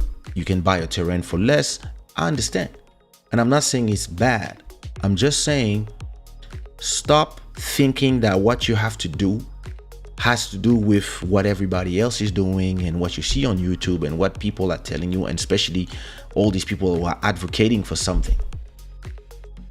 Ask yourself about you, because it's not somebody else's table. Again, I told you, I don't like religions for that. I don't like all these activist groups for the same reason.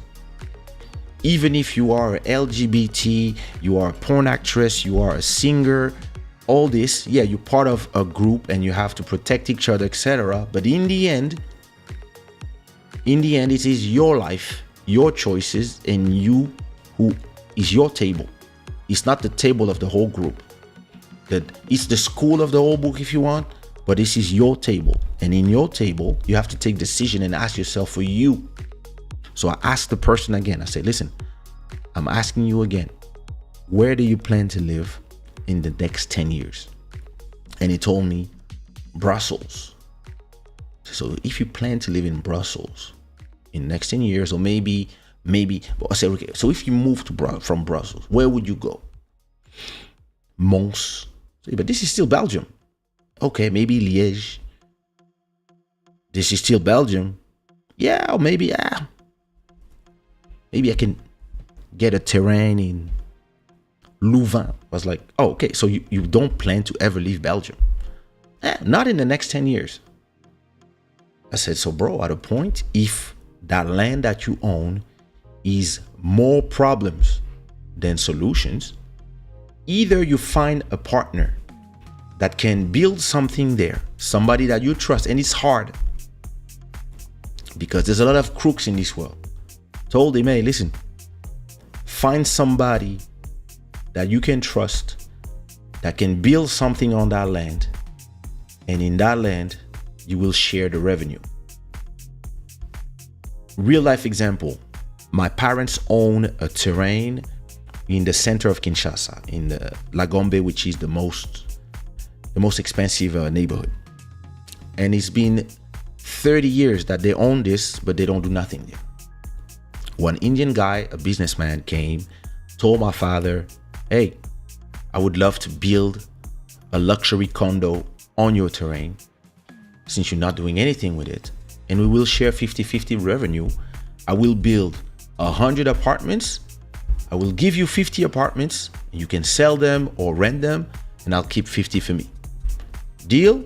My dad said, deal. And so I told my friend, if this is something you can do with your terrain, do this. But if there's nothing you can do with that land, forget that it's in Africa and it's you, Wakanda forever. Forget about all that. Let's talk about real life. You tired of paying a rent? Sell that land for a good price if you can. Take that money to the bank. Ask for the bank to complete. Buy a terrain or buy a house and start building for you now. Instead of hypothetical things because somebody gave you a house somewhere where you never go, or you have an apartment you own there that brings you nothing but problems, etc., etc. At a point, sometimes you have to move the assets to another place. When I moved from Paris, I moved everything. Closed bank accounts, went from SACEM, which is Right Collecting Society in France, to SPA, which is Right Society and Collecting Society in Portugal. Went from ADAMI, which is the French, another right society for performers, to GDA, which is the Portuguese one. Moved everything. Left the house, moved everything.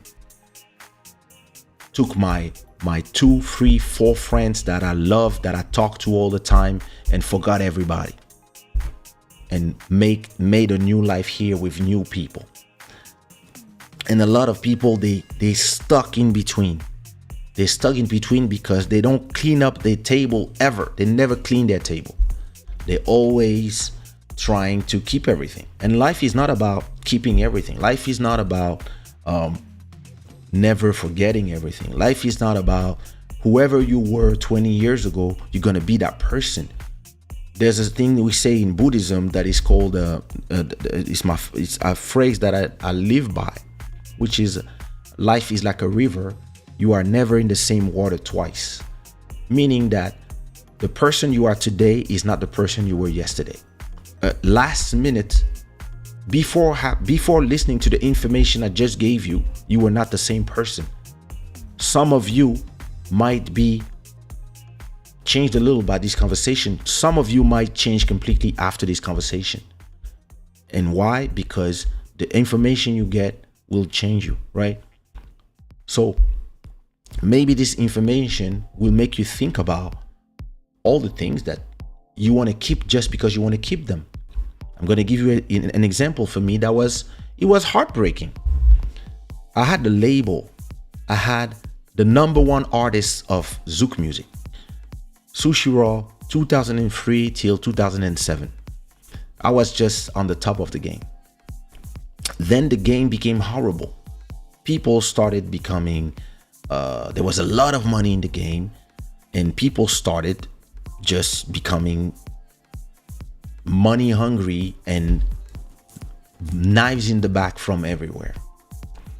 And I realized that I could not keep my personality and keep my positivity and keep the kindness that I have in my heart and be in this business where the only way to survive is to lie to people, to lie to artists, and to steal money from artists. Because whenever you say the truth to people, they will follow the liars. Whenever you will tell people, hey, there's a hole here, they will jump in the hole. And it's frustrating. So by 2009, 2010, 2011, I was like, it's time for me to leave everything behind me. And you know what? I could not say to myself, I built all this. I built the label. I built all these careers. Sumia, Elisio, ABG, Tia, Taina, all these people. Like, I did all this. And even if the whole business is a nightmare now, and it's bringing me more stress because of the people, but it's still what I did. So you have like ego, and you have what people are gonna say. People are gonna say that he left everything. He fell off. Where is the big Kaysha? Where are you? That's what I was saying to myself, and this prevented me for 2 years to do the right thing. And then in 2012, in April 2012, I visited an apartment.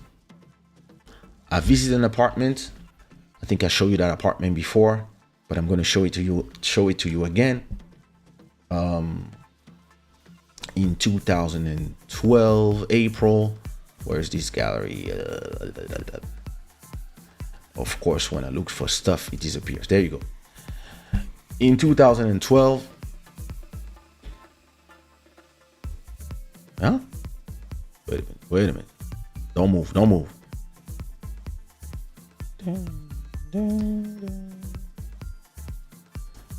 I would love to know why this thing is not showing me photos. There you go. All right. So as I was saying, why is this here? There we go. All right. So in 2012, I visited this apartment. The penthouse top there, and view of the sea, and that was the terrace, and this is the sea here. So I would walk 4 kilometers, and I was on the sea. That was the view from my living room, and where's the video of me in the apartment? I think it's here. No, it's not this one. Is it this one? That was my brand new sofa, blah, blah, blah, blah, blah. The kitchen. No, that's not the video I wanted to show. Where is it? That's the one.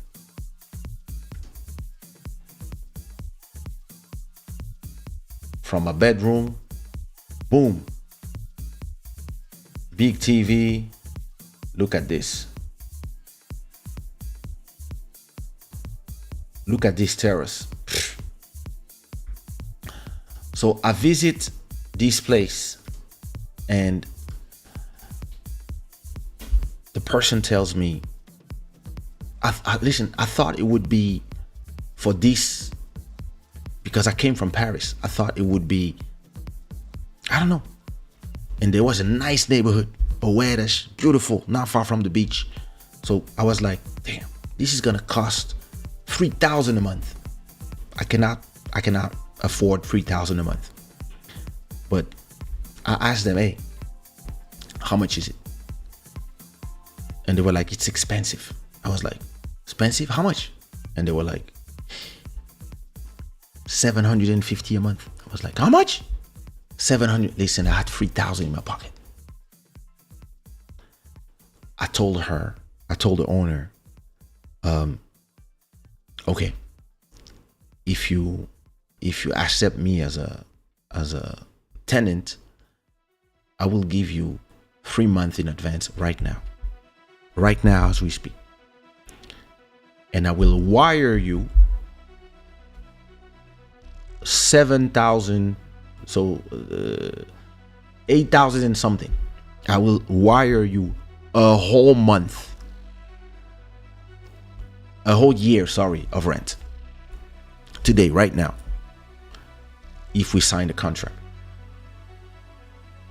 And the next day I had the keys of this place. That was the next day.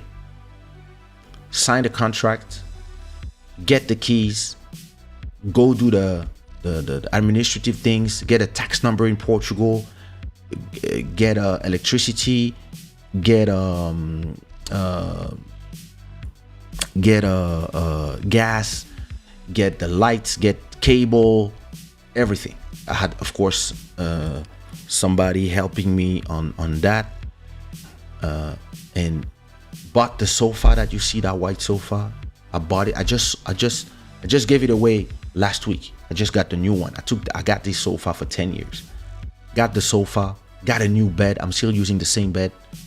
Got a new bed.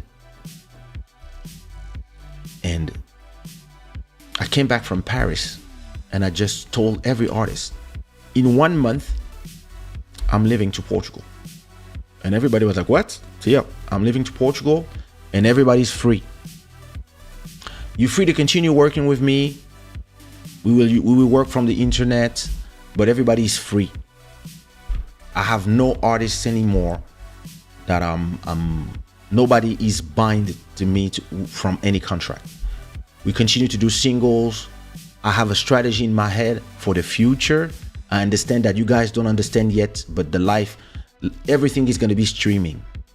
So this business that we have, it's not going to work tomorrow. I know that nobody believes me, but who wants to follow me, follow me.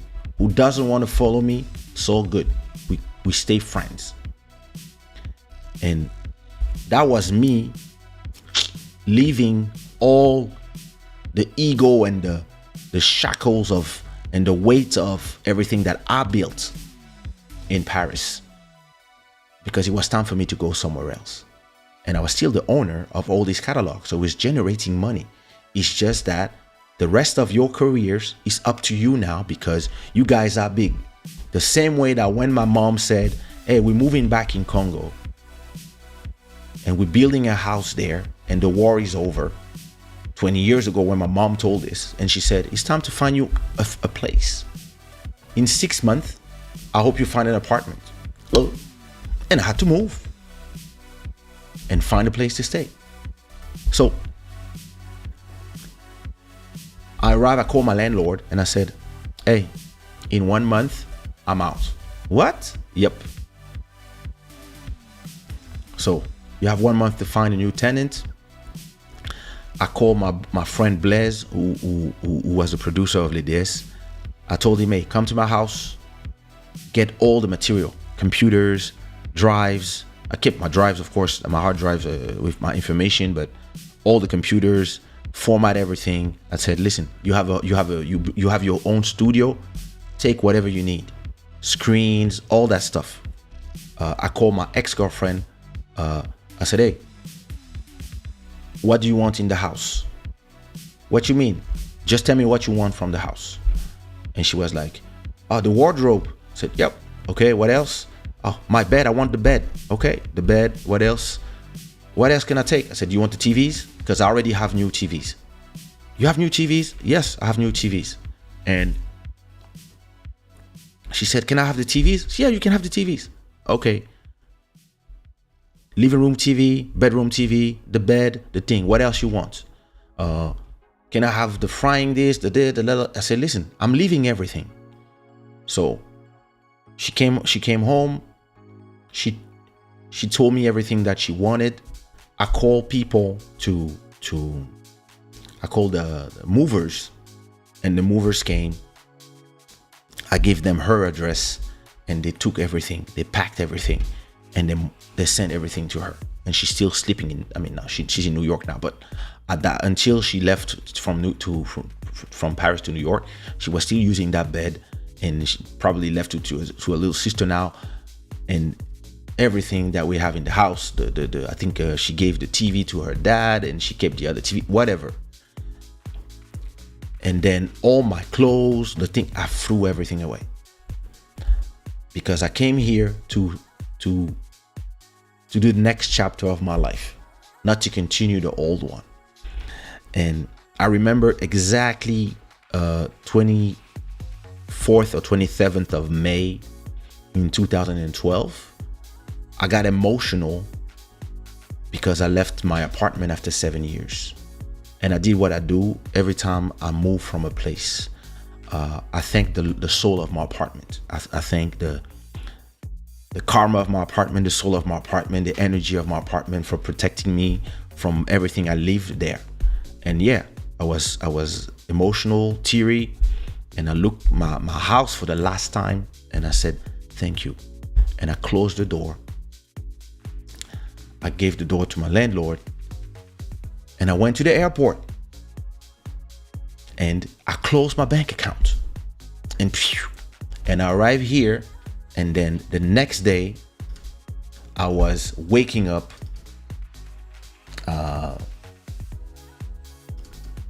to this view, and I was like, yep, new life. And I remember I posted this picture on Instagram, this one, and I posted and I wrote new life.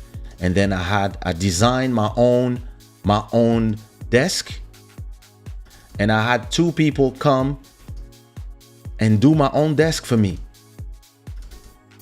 And they did my desk, and then when the thing was over, there it was, done with my computer, my and this desk is here. I moved with these desks to the new house. All this to say that at a point, I left everything behind me, and that's the best thing I did, because all the people who were laughing, thinking that I was running away, today they crying, because they're like, oh damn, you had the vision. Everybody is now trying to move to Portugal. And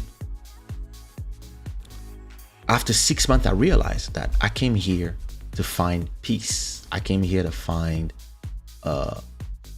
peace of mind, a different life. I came here to have a family. I came here to find somebody and raise a baby. I was ready for this life, and I was ready to leave behind fame and running around, taking a plane. I was taking a plane every 2-3 days. Listen, I had so many miles. I went around the world 3, 4, 5 times. And at a point, my back was hurting.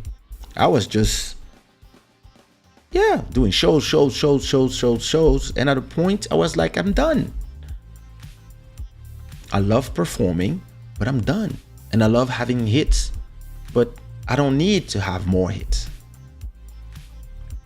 And I was like, let me start doing new things. And up to today. And today I'm arriving to the point when this house feels small, and I'm about to get a new one bigger with my own studio, so I can do my club Shada, etc., etc. But that's another story.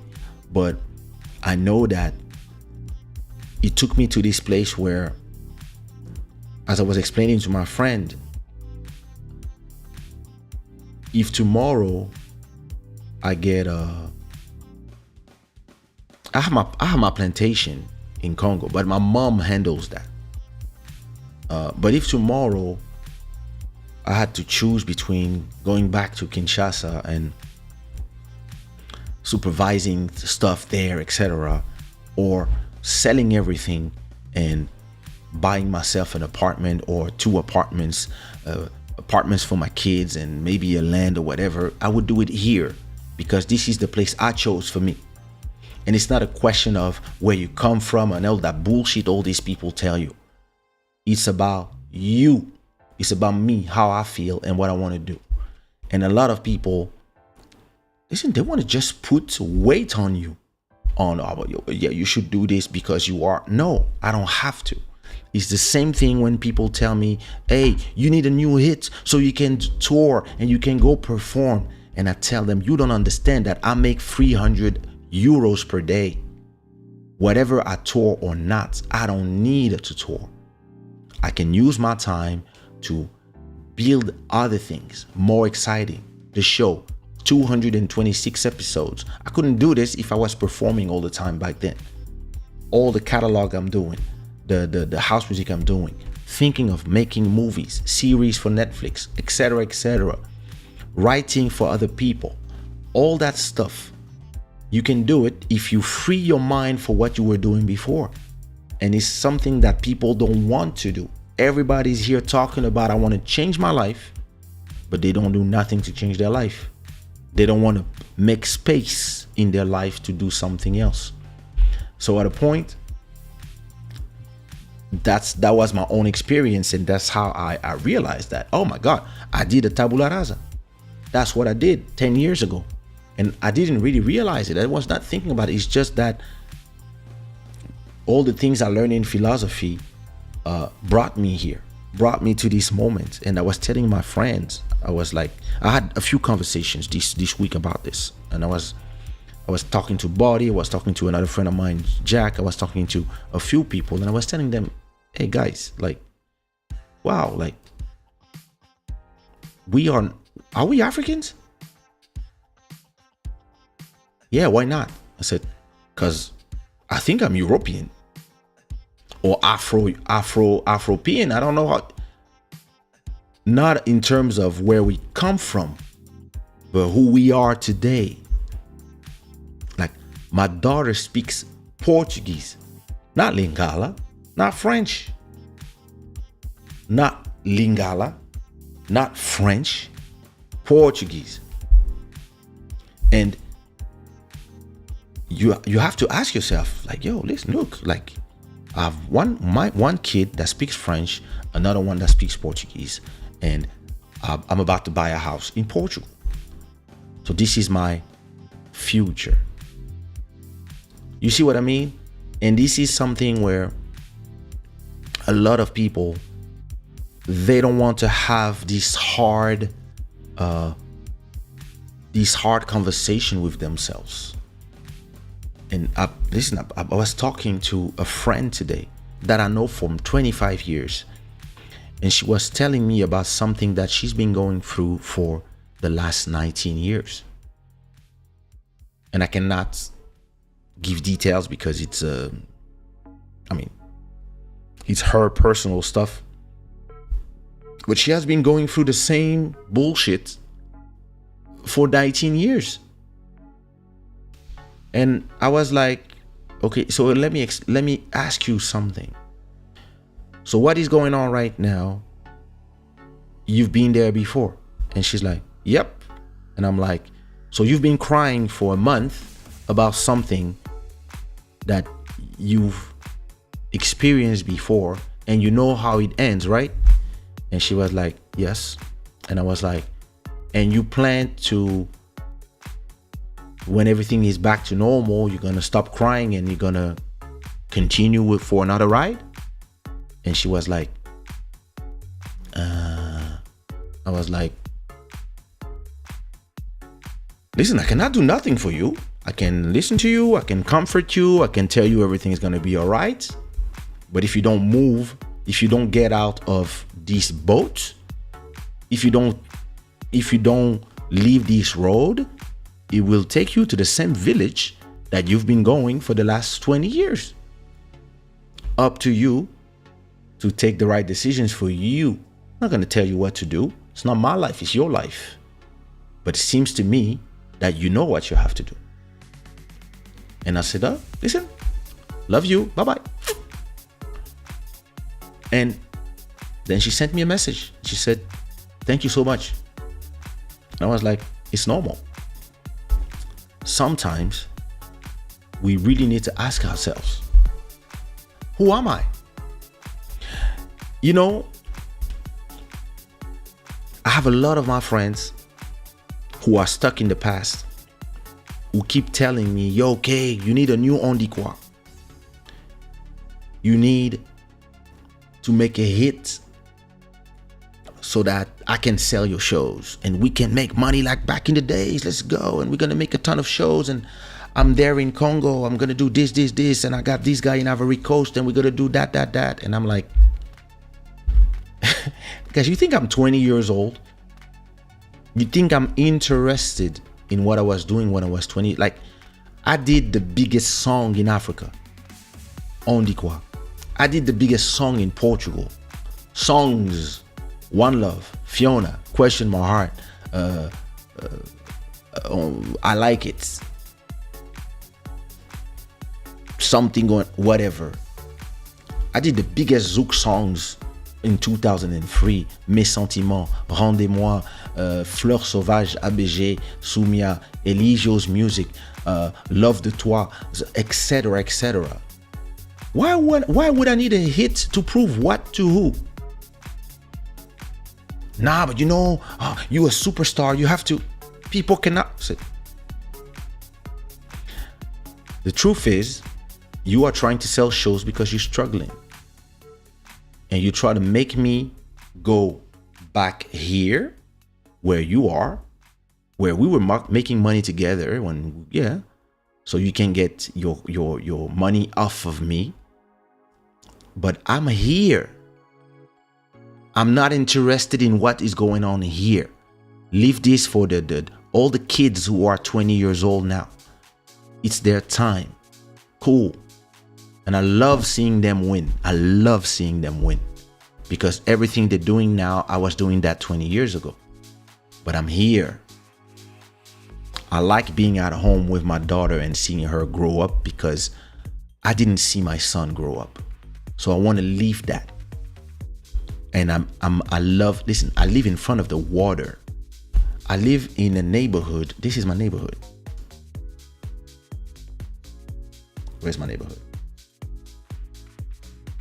You see, this is exactly 5 minutes walking from my house. I'm here every morning to take a walk.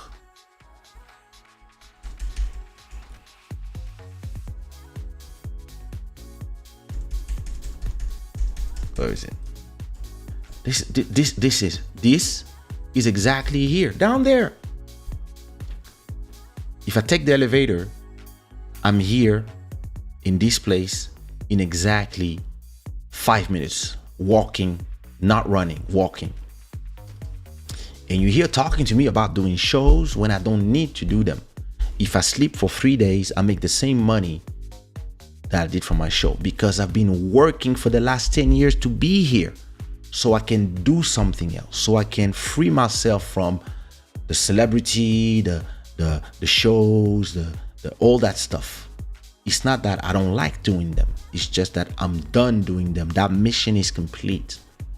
People don't know when it's time to say, my mission is complete. People don't know how to do this. They just think that they have to do it forever. I have some friends. My good friend Julia, she went from being a porno superstar to singing, and now being a fitness and health instructor. And she moved in 3 different countries already. And she's super happy with her life. And now she's married, etc. I have a friend that she lived in Miami forever, and now she moved to France. I have some friends that moved to Miami, and now they're in Belgium. And we are just in this part of our life where we decide, okay, listen, everything I work hard for, all these nights that I didn't sleep, it was to build this. So why you want to take me back to 20 years ago? And I don't understand people. And I tell those people, it's time for you to ask yourself, yo, do you still want to be a DJ? Do you still want to be this? I had the same conversation with Bodhisattva yesterday. I said, bro, listen, the DJs in your area, they are 20 years old now. You're 38. You have to start asking yourself questions. I'm not saying stop DJing. I'm saying build catalog. Make sure that you don't need to do shows, because one day you might wake up and people are like, yeah, this guy's old, or I prefer having this young cat that the crowds know, because the crowds in the clubs are 20 years old and we're not. This is just understanding the reality of life, of who you are in your life compared to where everybody else is, and what do you want from life. So all this to start to say that, as I was telling all my friends to this week, that was a big subject in conversation with so many different people. Like, guys, we must ask ourselves first, did we do our own revolution? And some of my friends didn't, some did. And it was interesting to talk to the people who did it and to also talk to the people who didn't. And the people who didn't were full of problems, full of anger, full of resentment about life. Oh, I deserve this, I deserve that. Why I don't have this? Why I don't have that? And the people who did, they were more in tune with life because they know when it's time to clean everything. It's like, it's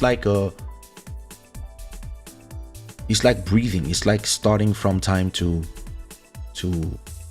remove some steam, and you, at a point, like you cannot let your own life prevent you from breathing. You have to,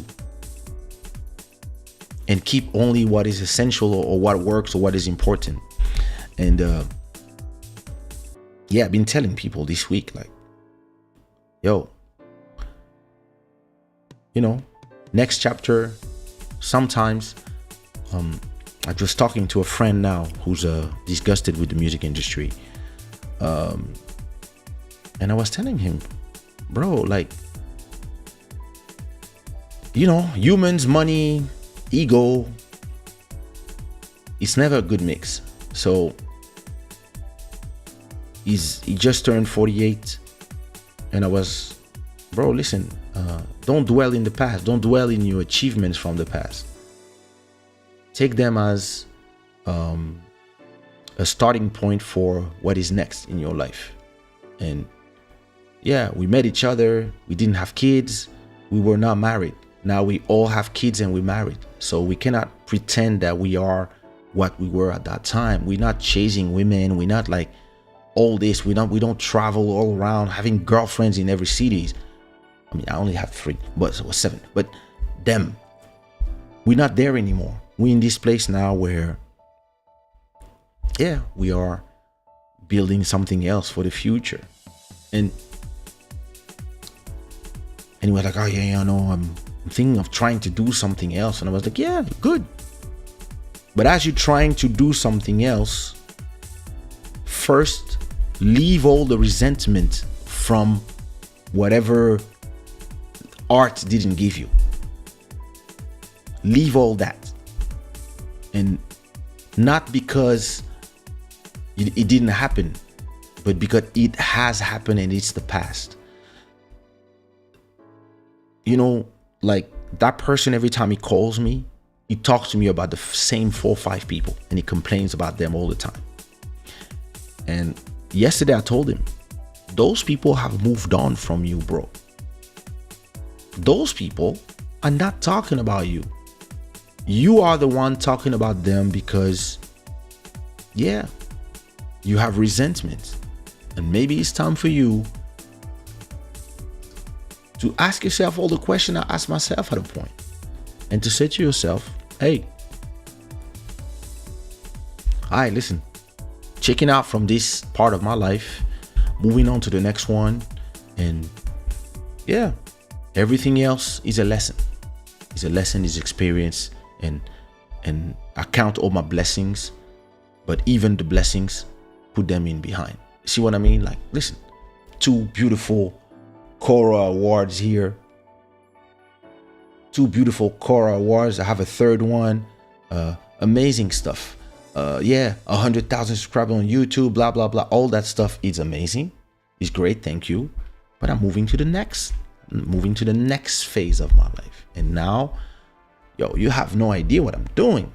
Like, next week, we're going to talk about NFTs, about all that stuff. And we're going to talk about the house I want to buy. It cost €1 million. And how I'm going to make them is what I'm interested in. And that's exactly what I was telling to Buddy the other time. I said, bro, Buddy, how much is your house? Oh, my house is that much. Okay. How much would it cost you to buy a house if it was just from shows? And it was like, I would need, if I count the rent that I'm paying, this, that, I need to do 100 and I need to do 200 shows if I want to buy this house. And I was like, okay, now how many weeks we have in a year? and how many shows you're gonna do in 1 year. Do you really think that you can buy this house just from shows? And it was like, oh shit. I mean, I don't even know if I can do all these shows. If I can do, even if it's in 2 years, I don't know if I can do 100 shows per year or 150 shows per year, because like my body might not be able to sustain it as back in the days. I said, yes, exactly. And all these people who want me to do shows, they don't understand. I'm not gonna buy a house with shows. I'm gonna buy a house with other things. So pushing all these things away from me so I can concentrate on those things that will generate the money that will buy the house, sorry. Because I need to make $1 million, and I'm not gonna make $1 million in 5 years. I'm gonna make the $1 million this next year, 2 years max. I have my plan. I'm gonna put my plan in motion, and that's what I was telling him. I was, hey, it might not work, but I'm gonna do this, and this, and trust me, you will know that I made it, because you will see when I start moving and when I start doing vlogs of looking for a house. And if you don't put this in your body, you don't make them exist. You don't call this into existence because you still, I want to do shows. Listen, I'm gonna stop repeating myself. I hope you enjoyed this conversation that we had about, is there still people on Facebook? Listen, if you're on Facebook watching, put some hearts and leave a unicorn in the chat on Facebook, and same thing for you on YouTube. I'm glad I was testing this thing. It worked for the whole time. Listen, I hope you enjoyed this conversation that we had about La Tabula Rasa, about cleaning your slate. I hope you enjoyed it, and I want to thank our stream royalty. It was Bodhisattva in the beginning of the episode, but now it's Sirène des Îles. And let me check your comments. I'm sorry, I was just talking to myself and I forgot to check your comments. Let me just see your comments before I go. Oh my God, you said a lot of things. Tu as été un visionnaire musicalement parlant quand j'entends les sons aujourd'hui. Ah, merci beaucoup, Chris. It's like a new beginning. Yep, exactly. Ça me parle beaucoup ce que tu dis, Kay. Merci beaucoup, merci beaucoup, merci beaucoup.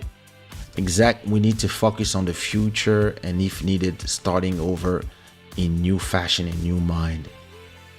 Yes, my dear cousin, that's exactly that. That's exactly how I feel right now. Perfect. I needed to hear this. Wow.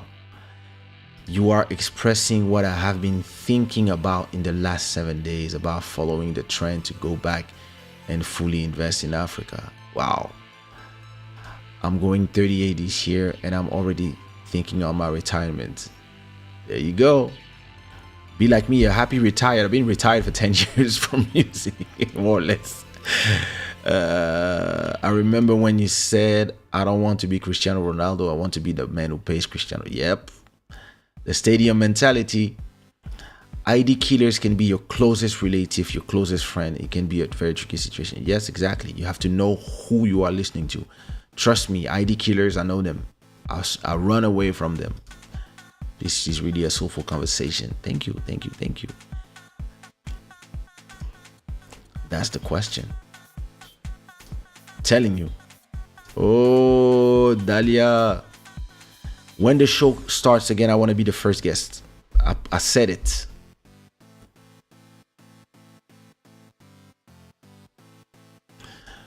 Father Kaysha, think of presidency. Hey, presidency of what? And decided might cannot move far in life. Oh, yes. Oh, yes. Yeah, I hope everybody left their likes.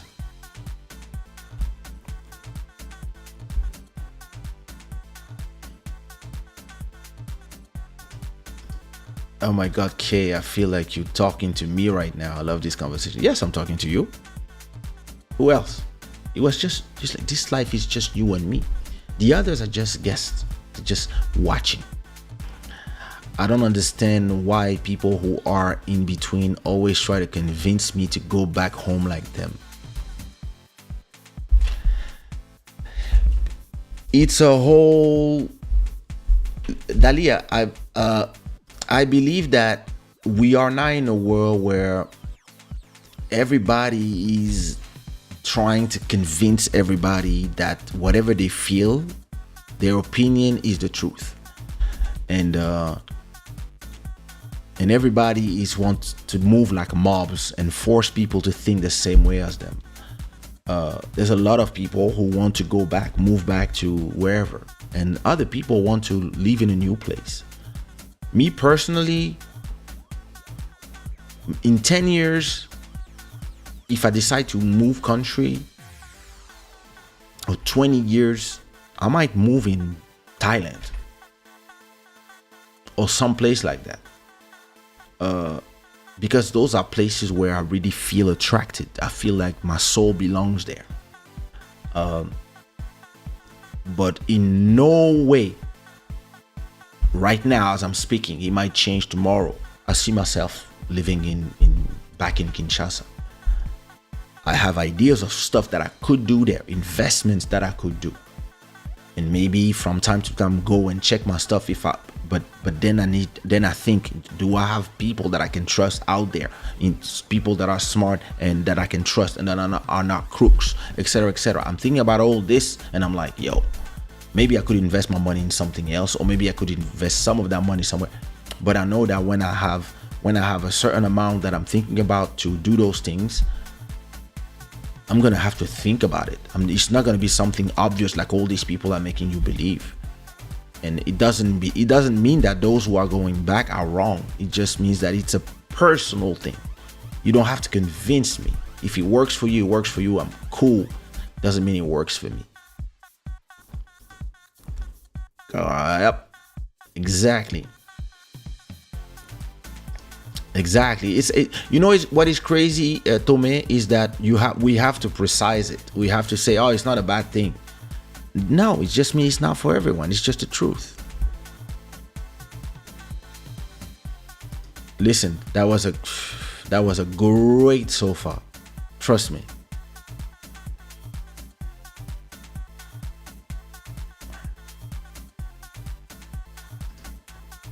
As a man thinks, a man prosper.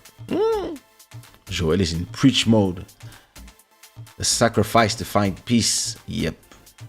It is a sacrifice sometimes that you have to do. I like changes that give me peace of mind. Interesting. Some people are stressed with the idea of change. I lived all my life in Portugal and I set a goal for myself. 20, 30, 31, I'm out of here. I don't find peace in here anymore. Yeah. You gotta find a place where you find peace. That's very important. How does your son communicate with your daughter, as one speaks French and the other speaks Portuguese? Actually, my daughter speaks Portuguese to my son and he understands everything. And my son speaks French to my daughter and she understands everything. And my son actually speaks Portuguese. He speaks Portuguese to my wife. And whenever he needs to speak Portuguese, he does. But together we speak French. And when he talks to my daughter, yeah, they listen. Sometimes I look at them all day and everybody's talking their own language and everybody's cool. So listen, kids do their thing. Kaysha is now the man running the show from the backstage. Oh, listen, the guy who pays Ronaldo. Stadium mentality. There is a time for everything. Yup, every 5 years we should add or change something in our lives. That's true. I felt that when I went to the club last weekend, a lot of young people, I was like, it's their time now. Yep. Oh, listen, I only go to the club once a month now. Cora Awards used to be huge. What happened though? The same thing that happens all the time. Africans. I mean, not Africans. It's just like shit happens. We all need multiple streams of income. Yep, I will do a whole show about passive income and multiple streams of income. Numbers, hard facts to help you decide the next course of action. Yep, that's how you do it. My pleasure, everybody. Glad you enjoyed the show. If you enjoyed that show, don't forget to put me my unicorns. Even the person who there's some people on Facebook. They're not saying nothing. I mean, maybe they fell asleep because I've been speaking for a long time. I want to keep those show under 2 hours, but I keep these days I keep going 3 hours. Thanks for the topic, Itoka. Merci Mingi. Like I told you, first episode, if I'm not a guest, vraiment. What? Oh, wait, what am I doing Saturday? Alright, I'll be there. Send me a message 2 hours before. I'll be there. I don't know what it's gonna be about, but we're gonna be there. Let me run away from this. All right, my people, I'm gonna leave you with a track that was playing earlier.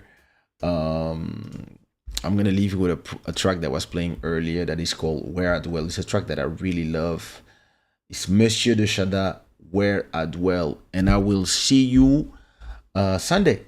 All right, I hope you enjoyed the conversation. Don't forget to go to the channel, look at some clips of Club Shada, leave a like and a comment. It's very important as well. I know you already saw the episode, but watching some clips help the channel grow. And I'm very happy because the channel is growing. We have a lot of new people watching, and that's cool. And I'm gonna try the next few shows to be on Facebook at the same time, just to see what happens with that. All right. See you when I see you. À dimanche.